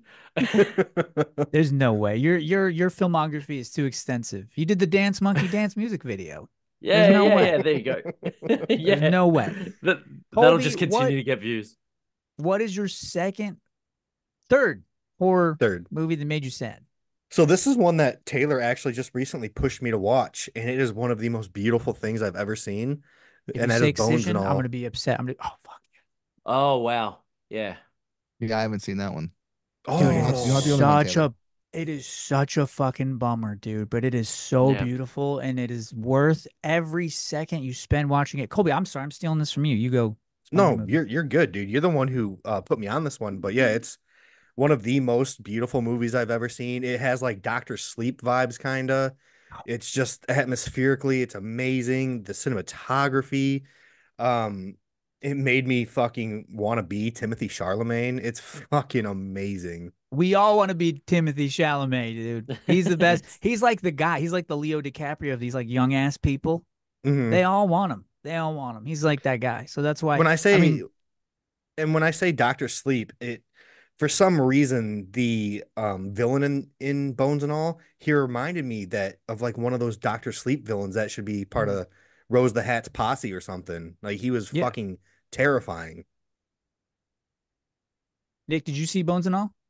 Yeah, I loved it. I had no idea what I was in for. That was just one of Mhm. those films where it's like it's better to just go in not knowing, and then it's like cannibalism, interesting, and then you move into like, and then it gets even deeper, and it's just yeah, like I didn't think I'd root for cannibals at all, but in Yeah. that film I was just like, let's go, like we need you both to survive, but yeah, very, very, very dark, very, very heavy hitting. And Ian, you have not seen Bones and All? Not yet. It's that So runtime. you have homework. You have I bones have and like all. 6 hours of homework right now. I know. What else do you have? You have bones and all. You're gonna watch There's Something Strange About the Johnsons again. What else are you gonna watch, Ian? I'm gonna watch it what again. else are you gonna watch? Well, what was it? I forget it. I forget already. It was another long ass movie. Oh yeah, the Sorry. Nightingale. The Yeah, the Nightingale. Nightingale. Yeah. Yes. Nightingale. Yes. Oh, Yeah. Ian, you got. I can't wait until you call you. Ian's gonna call me 13 minutes into the film and be like, "There's essay in this film and a baby. What the fuck?" Ian's gonna be like, "Am I watching Serbian film?" Yeah, first I 5 promise minutes, you, it's you're not out. a Serbian film. Yeah, first 5 minutes are gonna fuck you up, Mhm. but you got Noted. to stick with it because it's a I will. good. It's I don't know, dude. Like it's like an adventure film, but like fucked up. There's a lot of racism Yeah. in it. I don't like the racism in it, but like this, like The I don't know. Like racism's pretty heavy in that movie. it's very Yeah. very heavy. That's what made it But hard it, to watch for me. yeah. But you know, to Australian history, it's like that's what it was, you know, like it Mhm. kind of was pretty horrifying and pretty hurtful shit that happened. So like, you know, it is what it is. And then they outsourced the Aborigines. I don't know. Is that a shitty like? I don't know like what to call that group of people. Is it Aborigine? Is that still an You can acceptable say term? Aboriginal or First Nations. Okay, That's what we tend to kind of perfect. because you know it's we're on their land and you know it was Yeah. just kind of stolen away. So you know it's yeah it's pretty horrifying what happened and then the continual kind of treatment of the indigenous community. So yeah, but Ian, yeah, very you very gotta watch it. very hectic film. You gotta watch it. I will watch Whose it. turn is it? Is it my turn? It's Nick. yours or Ian's, or You just went, I right? don't Bones know. and all? yeah, Yeah. I just went. All right. I'll go. I think yeah, it's me and then Nick. I'm gonna go with a movie called Excision.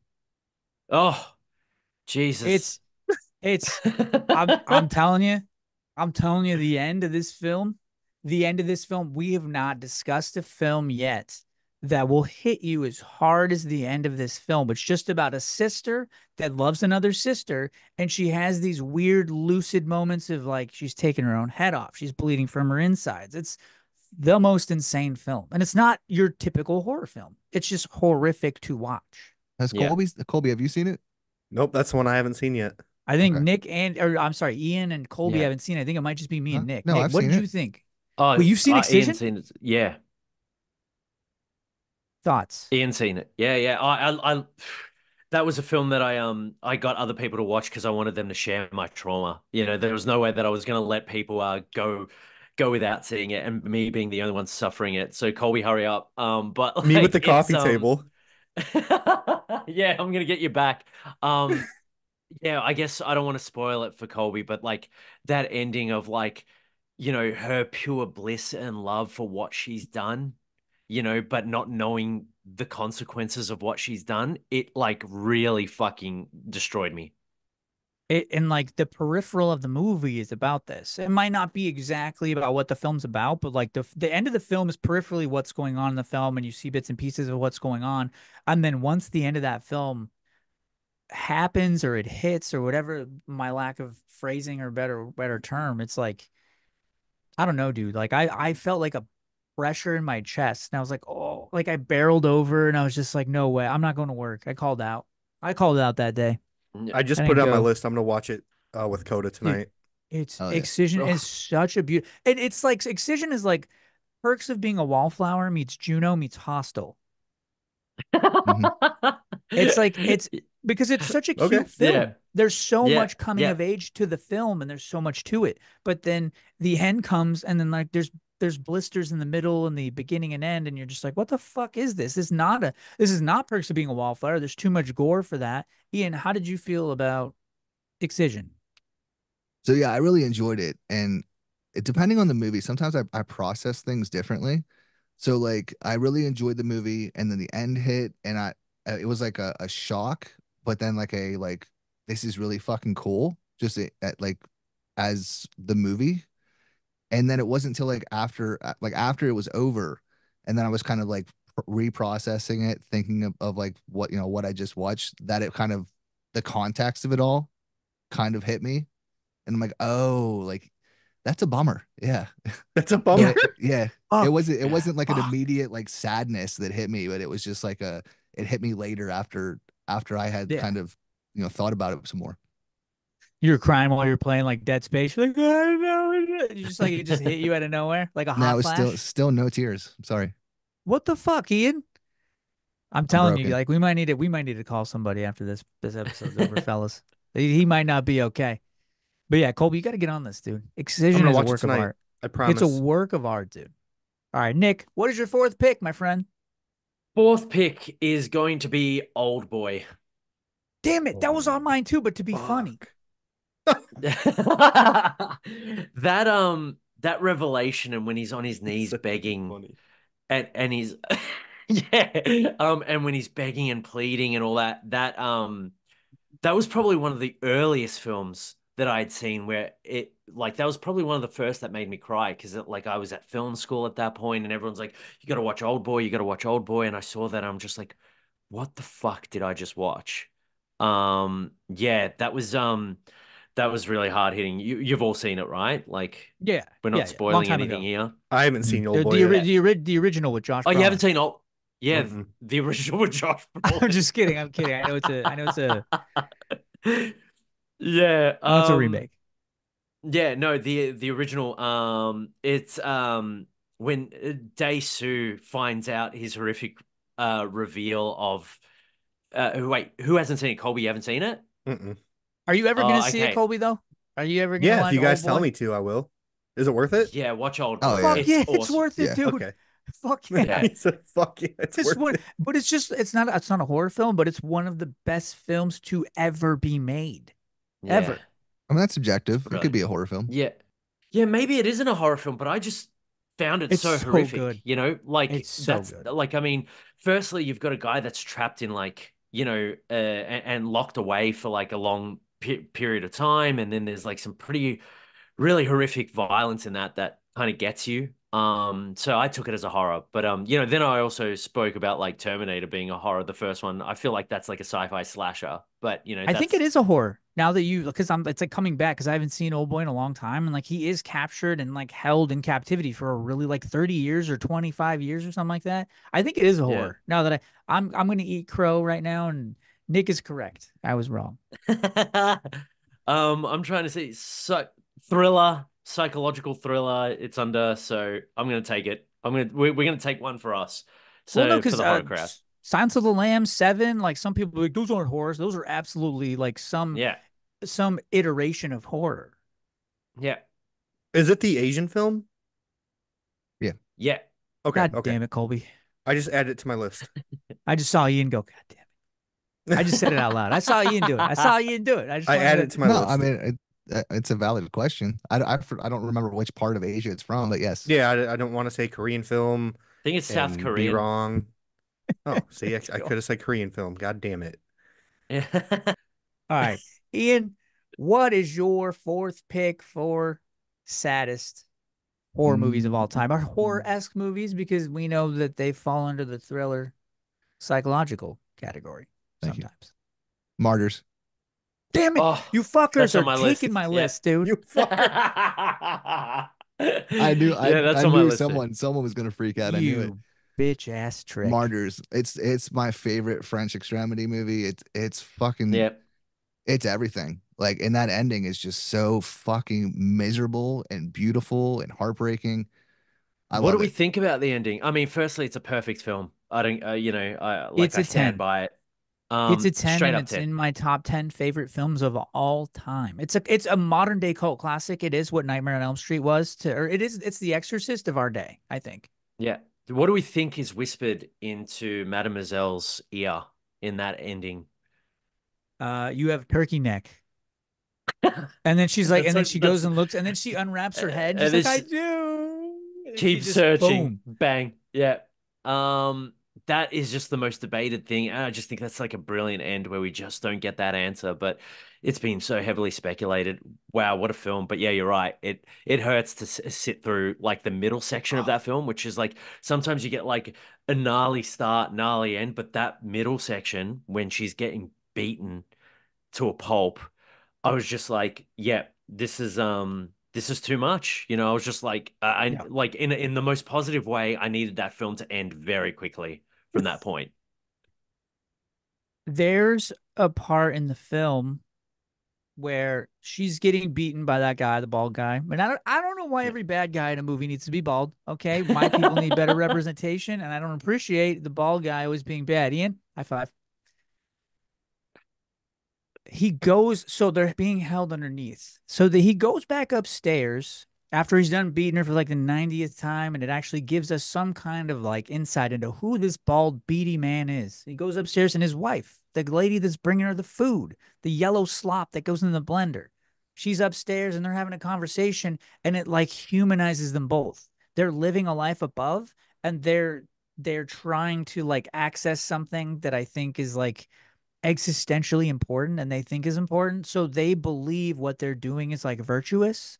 And it gives us an insight into that. And you're just like, fuck these people. I hate them, but it does humanize them kind of. And it doesn't vindicate Yeah. their actions. But to me, I'm like, it gives you a different perspective of the whole film. And it kind of like it's kind of like a different moment of like where you find the girl with the cage thing on her head.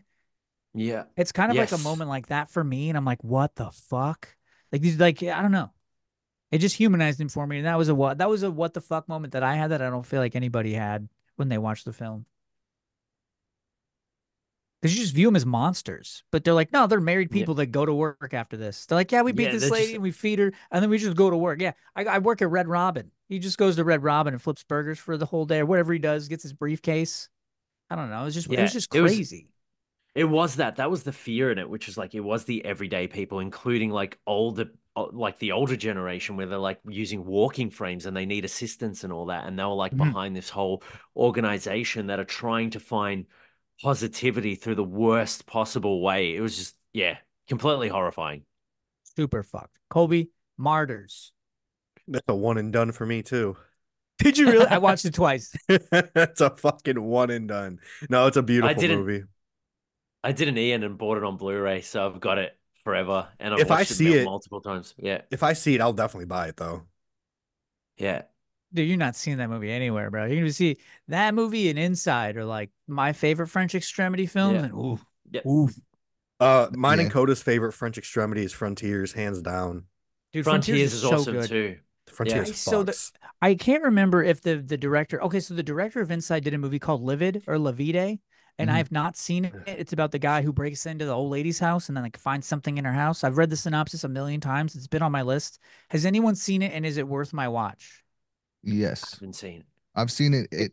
I discovered or not discovered it, but I came across it shortly after Abigail came out, and there's a lot of similarities to Abigail. Oh fuck. Well, that's Wow.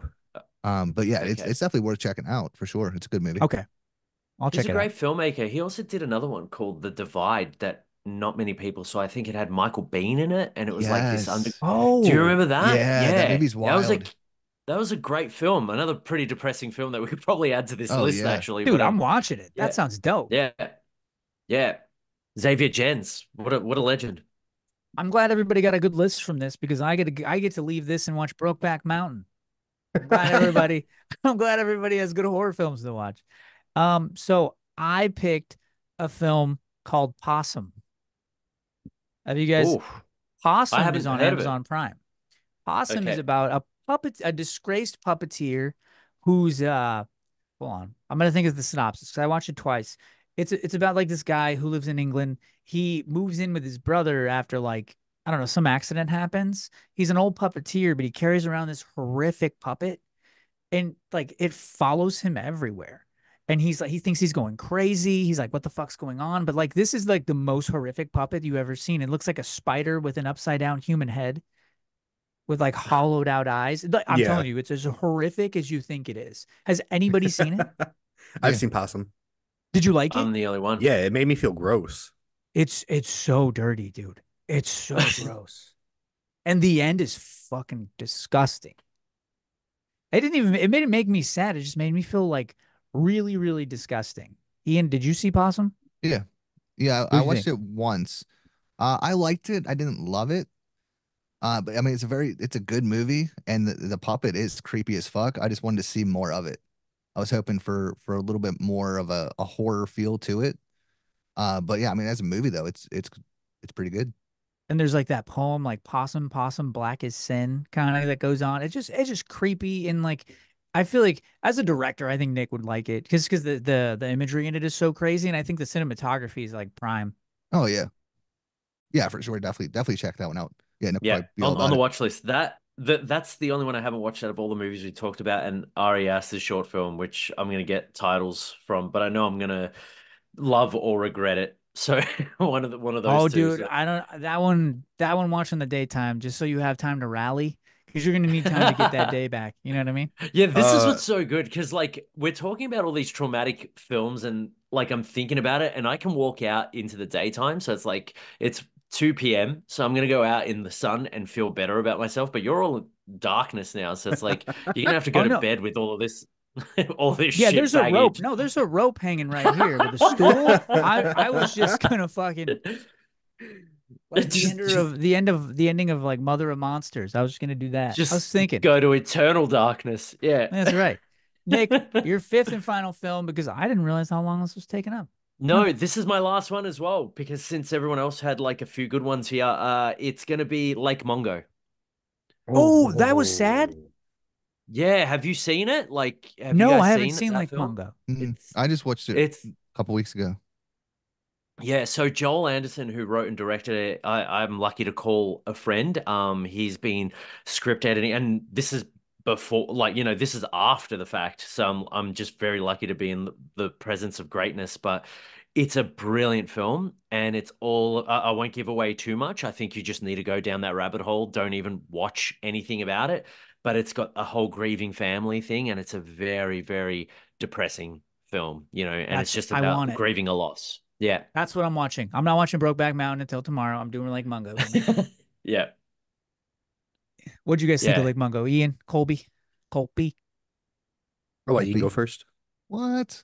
No, like I said, I just watched it for the first time a few weeks ago, and I wish I had seen it when it first came out, because I think it would have had a more of an effect on me. Because I love found footage. I love the kind of mockumentary, fictional documentary style. So I think it was done really, really well. It just it didn't go one way or the other enough for me. So like there's definitely some creepy stuff to it, but it felt too real. Like it was done so well that it felt like a real documentary.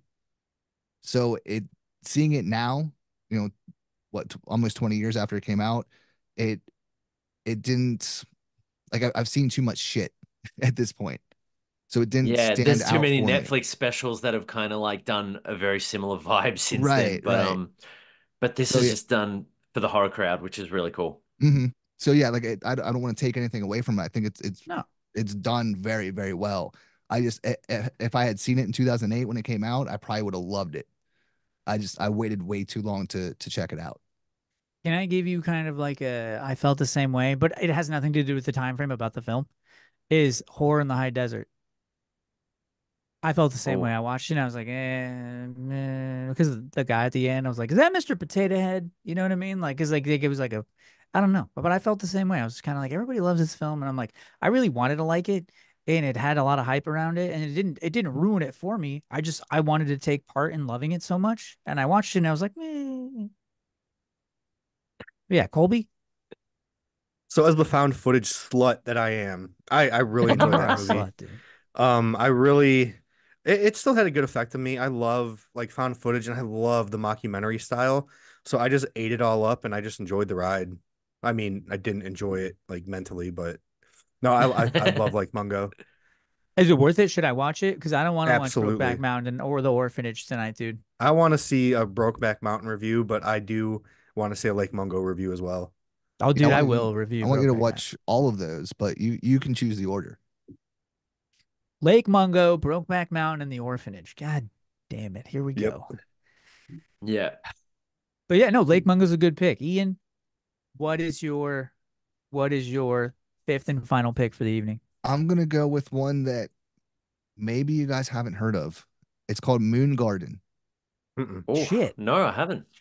So Is that people it's showing their asshole and like a arbitrary no, that's the arboretum? that's the sequel. What is it Uh, called? Arboretum? this one, Arboretum. Moon Garden. I wish I knew more details about it. But it's very similar. It feels like a low budget version of Pan's Labyrinth. So it Ooh. follows like a little girl, and she's in like this.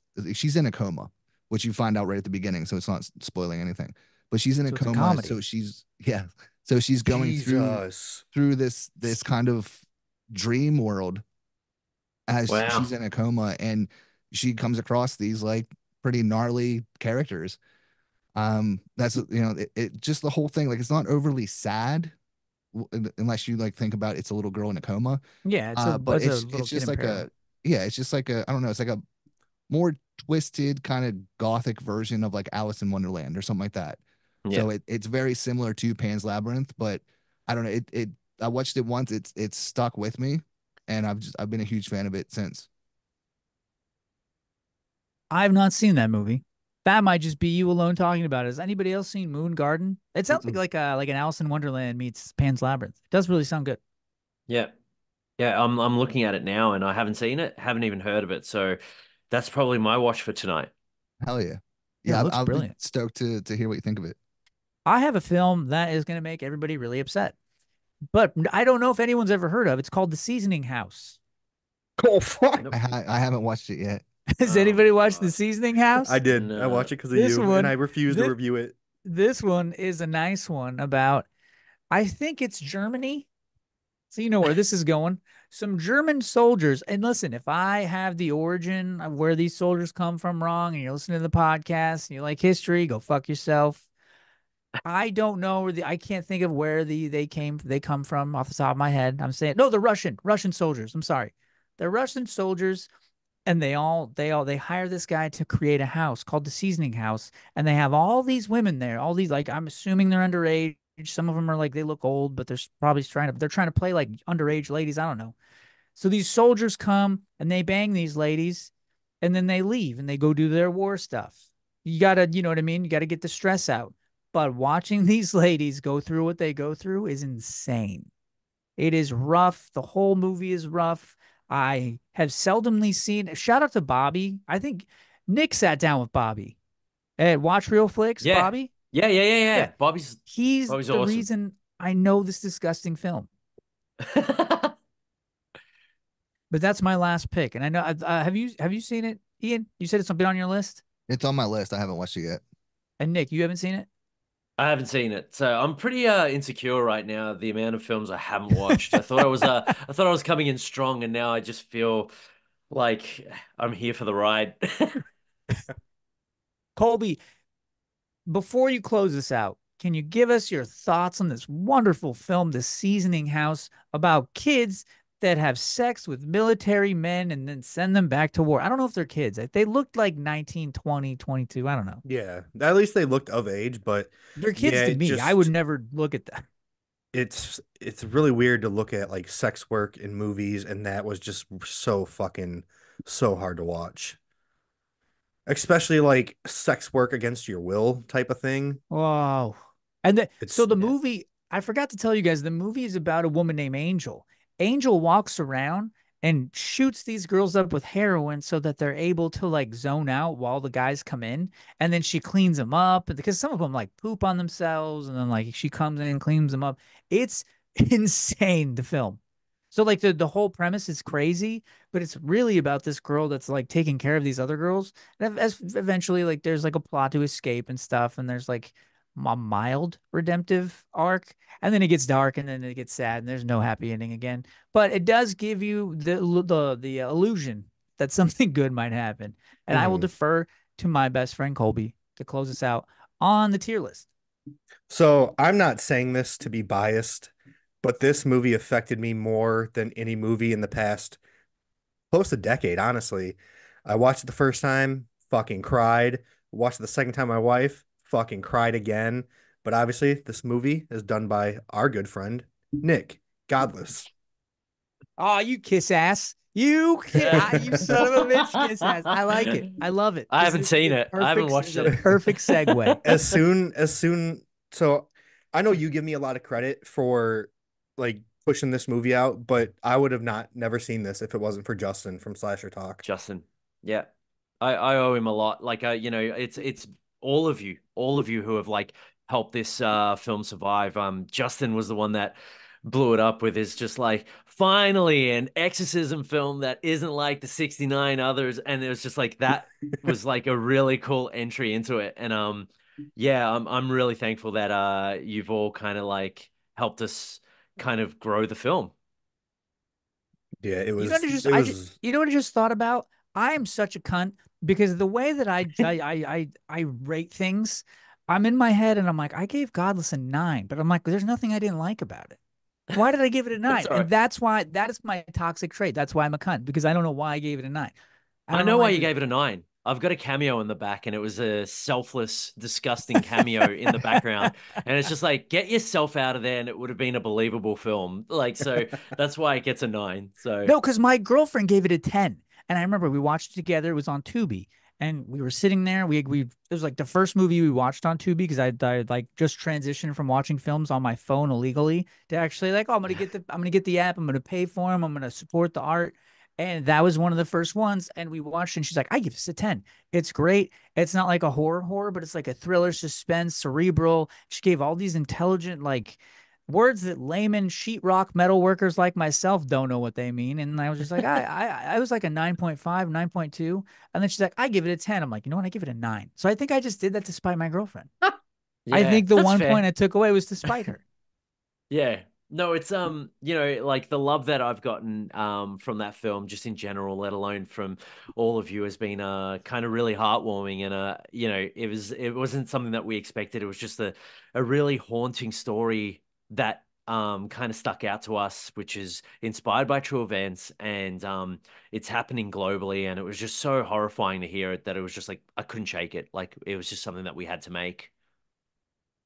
Did we really skip you, Colby, or did you do this? You did. This was a perfect no, segue, dude. no, really. That was that was my 5 movies. That was Maybe it was when fucking I went up perfect. to get a sparkling water. Oh, that might have been what it is. Yeah. Yeah, Ian, what Nick. did you think of Godless, the Eastfield Exorcism? Well, I was gonna ask Nick, do you have time to answer a few questions about Godless? Totally, totally. Okay, Let's all right. go. But yeah, real quick, the real life pastor that I was talking about in the beginning of the episode that looks like the dude from The Mask is Kenneth Copeland. That's the cunt Yeah, that I was talking about. That's the right. cunt. I love Yeah. when Ian says cunt. Uh, Yeah, yeah, yeah. but no, Godless was fantastic. I loved it. It's very different type of exorcism possession movie, and yeah, everything that you did with it just fucking worked so well. But I did, since you brought up the true story, I did have one question for you.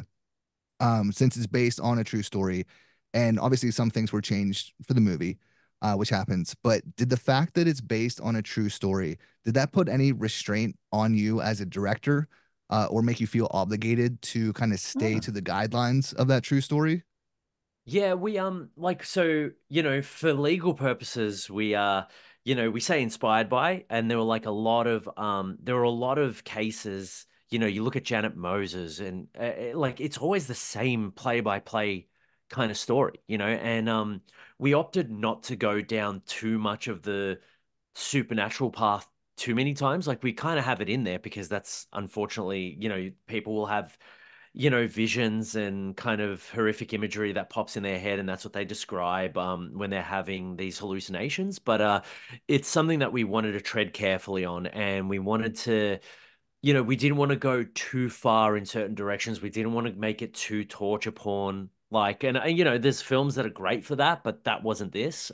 Just because we really wanted to be respectful towards the victims in these situations. So we really kind of stayed in that lane. And although and if you look at the music videos that I've done, they you know, minus Dance Monkey, which was really low budget, they're super stylized and all that, and we wanted to make this more docudrama so we can make it feel like you were kind of taking place, that it was taking place and that you were another person in that room, you know. So that's why we opted to kind of go pretty free flowing. Like we have some beautiful imagery in there, which is shot so well by our DP.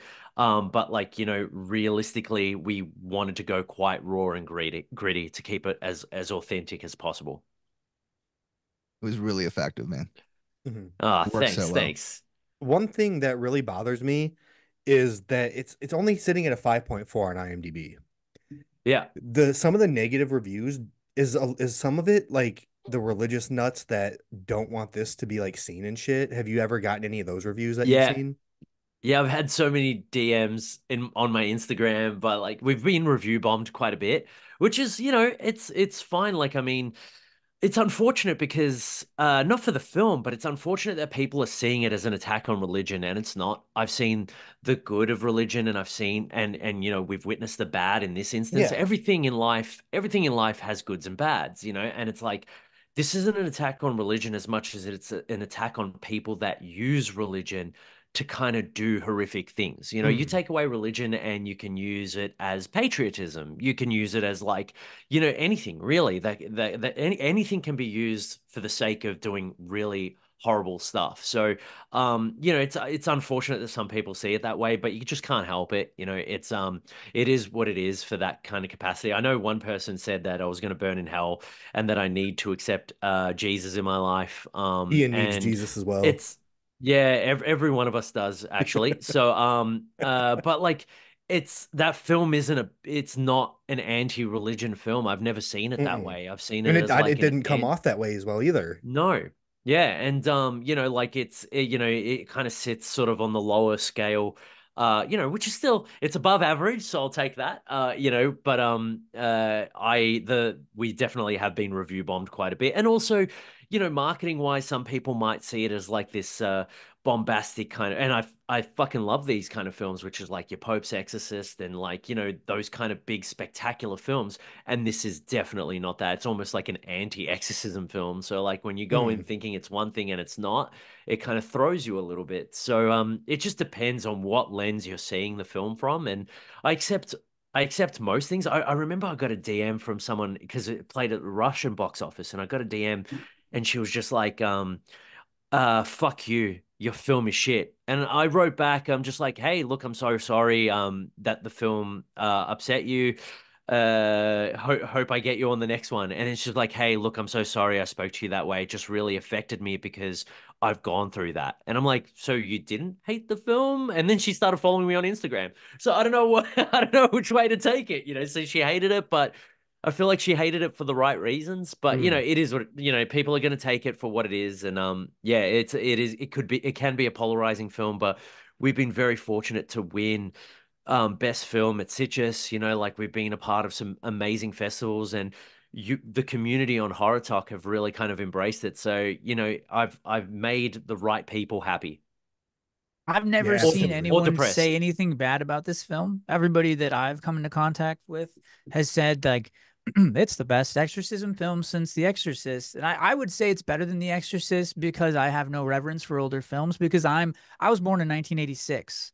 So like the Exorcist was made, what, like 20 years before I was born, 15 years before I was born, and then maybe even 15 years after I was able to like cognitively be aware of film. So The Exorcist is now 30 years removed after I'm like starting to watch film. And then by the time Mm. I can actually watch The Exorcist and understand it, I'm what, 21, 22, 23, and it's 40 years old. So it's like this is the exorcism film that I've been waiting for because I think some of them get really hokey and they fall into tropes, and this one has no tropes. And Mm-mm. that's why I enjoyed it. And I'm going to segue into a question because I'm just like echoing like what all of us have already said about how great the film is.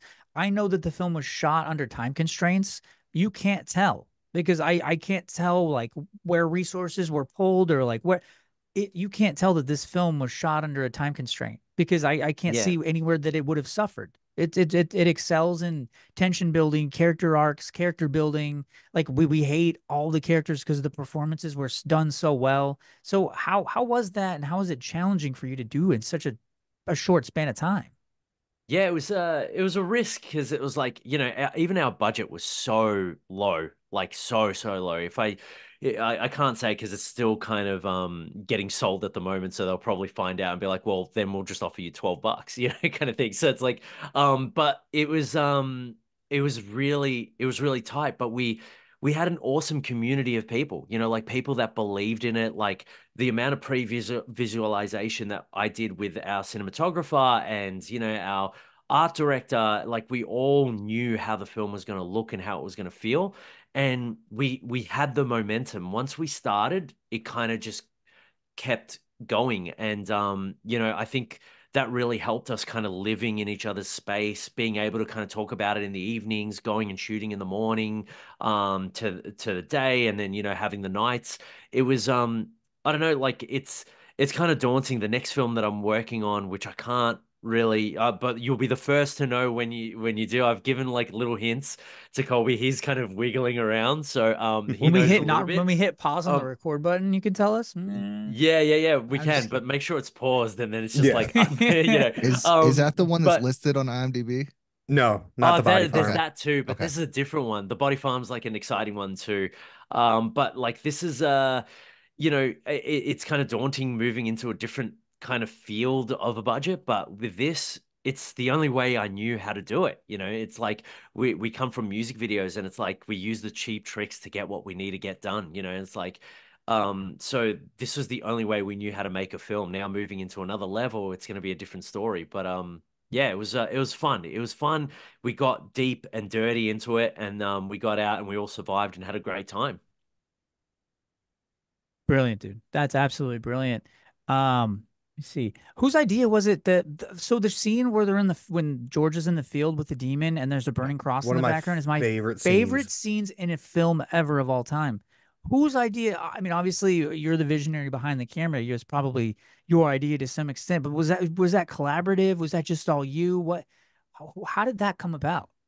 Collaborative, it was like, you know, just using the music video vibes that we had, just cool visuals, you know, that we wanted to play with. But it was Alex who wrote the script, Alex Anglis Wilson. He's a brilliant writer that we just gave like the impossible task of like, hey, once we get out of lockdown, we're making a film. So whatever script you're putting down, that's what we're picking up. And he pumped that out, and I think he knew what our strengths were as music video directors, like as a music video director and as a music video production company, and he really leaned into that, and that was just something that I always had pre-visualization for. Like we storyboarded that with Florence, who's Florence Gent, who's like one of the best storyboard artists in the world. Now that I've mentioned it, I'll never be able to get her again. But like she's you know, like we had it all kind of planned, and yeah, it was really, that was our moment to show our stylistic kind of efforts in that film. Is that your favorite shot from the film, or do you have one? Yeah, it's yeah, that's pretty much up there. There's that. Our cinematographer Carl, he loves the shot of the bus pulling out with all the reflections on the ground. You know, when the congregation Oh, is coming out. But I think mine is when the embers are kind of like floating around her and all that, and then there's like it's almost that dance with the devil moment. It's probably my favorite bit. The car accident, the car crash was like some of my favorites to play with. I didn't know how that was going to play out, and that was like a favorite moment. But you were talking about the design of the demon. Yeah, how much went into that? Because that was so fucking rad. Yeah, Tanya DeRoss, she's brilliant. She was doing that again, like when we were conceiving the idea of like making this film before there was even a script. She started sculpting, and she was using her ex-husband, who they're good friends, and he was the model for it, and then we ended up just using him because she sculpted everything around him. And yeah, so that was Andy, who had to stand in like what would have been like 1 degree. Well, I only know Celsius, so I don't know, I can't do it in Fahrenheit. You'll have to do a conversion. But like it's you know, like it was really fucking cold. And then it got even colder because he had like this, you know, this body prosthetics all over him. But and he was also standing on these like shoes that were designed to be like hooves. You know, but yeah, that was all Tanya's work. Like I gave her some references from some biblical art that I had, you know, seen of like mhm. demonic kind of creatures, and she took and ran with it and did it for next to nothing and did a brilliant job with like limited resources. What goes into like a project that you're about to undertake and then you become under like embargo, like maybe not being able to talk about it? Is it just because things may or may not be made, or is it because the ideas are still floating and it hasn't been greenlit by a studio and been purchased by a production company? Is that kind of what goes into like being under Yeah, an yeah. embargo or not? I think it's just kind of like in its early stages at this point in time. I just asked if I could talk about it, and they're like, "Oh, don't put it on socials yet," and Yeah, then I'm yeah, like, yeah, "All right, cool." So that's respecting the gods of that. But yeah. like I think it's because it is so up in the air with like different bits and pieces. I definitely have the job of helming it, and whether or not it gets up, like, because we've heard about it 1,000 times, where it's like, the film's getting made, and then it's like, oops, no, it's not anymore, and then it goes to someone else, and it's in its early stages, but it's a very exciting project, and I'm really keen to share it. And you'll be the first that I'm going to be sharing it with, or everyone in this platform that's helped us out Hell with yeah. Godless is going to be like the first that I'm going to talk about it with. Well, Oh I yeah, I can't can't wait. wait. Taylor, Ian, do you guys have anything else for Nick? You know what? I have a million questions, but I feel like over the course of us talking about what we've already talked about, he's already answered them just through like Mm. osmosis. And also, I think Nick is going to be a pretty common reoccurring guest with us. Oh, I'm coming back. I'm moving Hell yeah. in. So it's like, as soon as I get that plane ticket overseas, I'm squatting in all of your houses. Dude, I Dude, have a you're more than second welcome. bedroom, dude. If you want to come to Southern California, dude, you stay in the second bedroom. We'll go to the beach. Also, when you do Body Farm, we are coming to fucking Jersey, and you are Will going to you use kill us us? as dead bodies Kill or kill us. us. I Well, want to you'll be all killed. be, yeah, you'll all be dead bodies. Like, let's do Hell it. yeah. Like, let's get you as like corpses on this body farm. I didn't even know what a body farm was until this script landed on my desk. And Mike Gerbino, who wrote it, and Brianna Gardner, who's producing it, forwarded to me. And it's like there are farms where they put decomposing bodies on Mhm. there, where they study like the decomposition rate, and then the next part is what happens when they move. And that was like such an awesome premise. And I was just like, yeah, fuck yeah, I'm in. So it's like, we're going to need some bodies in the snow. So, Southern California is going to be a complete contrast to the Yeah. the coldness there, but fuck it, we'll all get our frostbite together. I also got to say How the cover art for that goes fucking hard. Oh yeah. and Yeah. are you a fan of like gore in films, Nick? And is that something that like you want to incorporate into Body Farm? I know you probably can't talk about like the film, but like as far as like what you like and what you would traditionally put into the film, is that kind of like, I don't know. This seems like the perfect one to do it. Yeah, I pushed for it because I think it's just like, Okay. if we're gonna have violence and you're gonna have like horror, show it for what it is, so it's like it's different compared to Godless, right? Which is like, got to pay respect to the victims, but these are Hmm. all fictitious characters, and there's gonna be a bit of fun to it, and like it's all part of, if you've ever seen like gore in real life, it is really fucking horrific. So we've got to lean into that. It's like there is nothing more that we're going to show that you won't see on YouTube, like, or, in any anatomy class, let alone that fucking YouTube video that you all recommended. Um, so, so it's like, I got to compete with that, but it's also, there is a reason for it. It's not gore for the sake of gore, but it's in there Yeah. for the sake of the narrative. Yeah, it's a body farm. It makes sense. Mhm. It's Yeah. definitely like when you think like when you think of the name of the film, you're like, oh yeah, this is gonna be a gory film. You know? Yeah. I got one last question and then we'll let you go. No, no, I'm If good. I'm good. Let's just hang out forever. We'll All go right, all into right. we'll make it into 3 parts. I plan on fucking when we stop and talking to you for a little bit anyway. Yeah. Yeah. Yeah. But yeah, if you could remake or do a sequel Oh, in you a motherfucker. current franchise of horror, unlimited budget, what would it be? I know Evil the answer Dead, to this hands question. down. I know it. I Evil know Dead. the answer already because I asked Evil him Dead, that the hands last Because we down. time. asked him already. Yeah, yeah.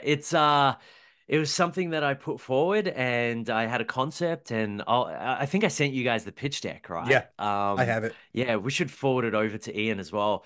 But it's the film that fucked me up when I was a little kid. Accident Child. Brothers are like way, way older than me, so they'd leave like shit laying around that I shouldn't be watching, and Evil Dead was one of them, and it really destroyed me. And that was, again, one of the earliest films that I can remember trying to traumatize other people with, so I wasn't suffering it alone.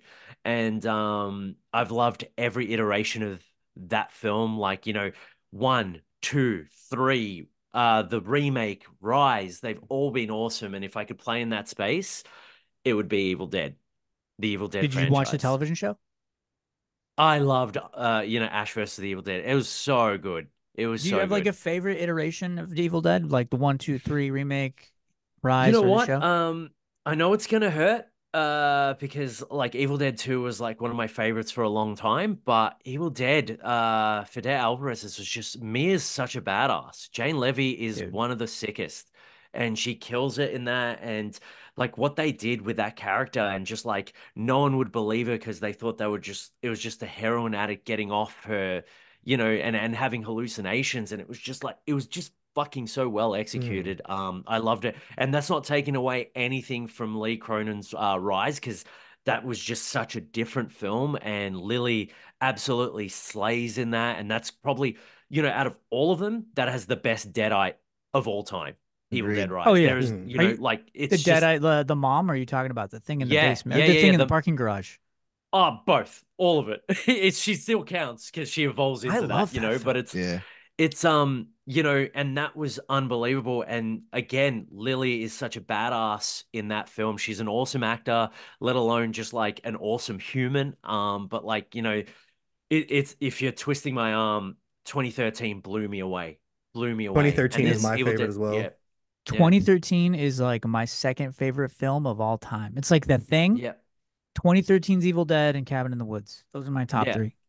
And tough act to follow, but Lee did an amazing job. Like, I don't think it's any worse. I don't think it's any better. I just think that it's just like another installment that Oh yeah. I can Mm. watch one to, and I call them, they're all part of the same thing, 1 to 5, and just have the best time of my life, and not think, oh yeah, you just got to get through this one to get to the next one. They're all fucking awesome. I respect absolutely it. agree. Ian, Yeah. you All love right. Evil Dead Rise, right? It's my Didn't you favorite. give it a 10? Evil Dead Rise? No, I didn't give it 10. You and I your know. rating system. I know. But You no, gave it like Evil. you didn't like Evil Dead Rise, right? Yes, I did. Evil Dead's my No, you favorite didn't. franchise. I love every single one.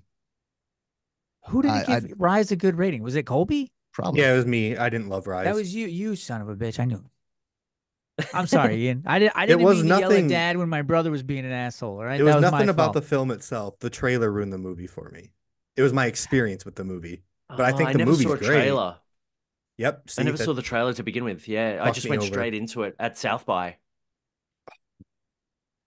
Well, hey, Ian, do you want to give us a send off? We can do that. Yeah. Well, Nick, thank you. Thank you so much for joining us. Man, it's been an absolute pleasure. Thank No, you for pleasure's all mine. It was awesome. extending the time and everything, man. I appreciate it. Godless, the Eastfield Exorcism, social. Nick, you are a fucking gem, and you are one of my favorite people now. I mean, you have been for the past few months, but Yeah, apparently No, you guys it's are having side conversations. I'm like, oh, I haven't talked to you in so long, Nick. You're like, I talked to him yesterday. I'm like, you son of a bitch. yeah, me and Nick, yeah, no, Nick and I chat all the time now. no, we gotta correct this. So we gotta do a group chat, just Yeah, we're gonna all make shove group it chat in for there, sure. and yeah, yeah, yeah. But I'm keen to come back if you'll have me back, and yeah, it's Always. gonna be fun hanging out. Yeah, absolutely. Yeah, we will have you back anytime. Nick, But yeah, where can we we'll find you for your socials, my friend? So we're at the film's at Eastfield Exorcism movie, which is on Instagram. I'm on Insta, I'm on TikTok, but like I said, I'm not that great. But it's at Nick Kozakis on Instagram. I'm pretty responsive on that. Like I love chatting to people and connecting with people, as like we've all kind of done that. But when I do get tagged in by you guys on anything Godless, I'm there for it. So yeah, I don't even know what my TikTok is. I'm pretty sure it's at Nick Kozakis as well. So Yeah, it's it's Nick like, Anytime Kozakis. we say we see someone make a post, we blow that shit up. Yeah, yeah. yeah, There's like yeah. 17 Nick Kozakis tags now. It used to just be me and Colby, dude. We used to be the only two people. Now it's like 9 people that do. I saw Everybody. Kevin did it the other day. I'm like, son of a bitch. That's Now it's Kevin. trending. No, but it's yeah, it's at Nick Kozakis is where you can find me. Insta is like my home, so it's home away from home. So happy to connect with anyone. Sorry, Ian, awesome. I didn't Yeah, mean to well, interrupt you. it's all good. But yeah, no, we'll include all your social links in the show notes so all the listeners and viewers can find you right there. And yeah, definitely check out Godless on Tubi right now. But yeah, again, Nick, thank you so much. We appreciate it. Can't wait to have you back. And everyone, thank you all for watching, listening. We love you. We'll see you next week. Don't let the ghosts and the ghouls disturb you. There you go. That's it.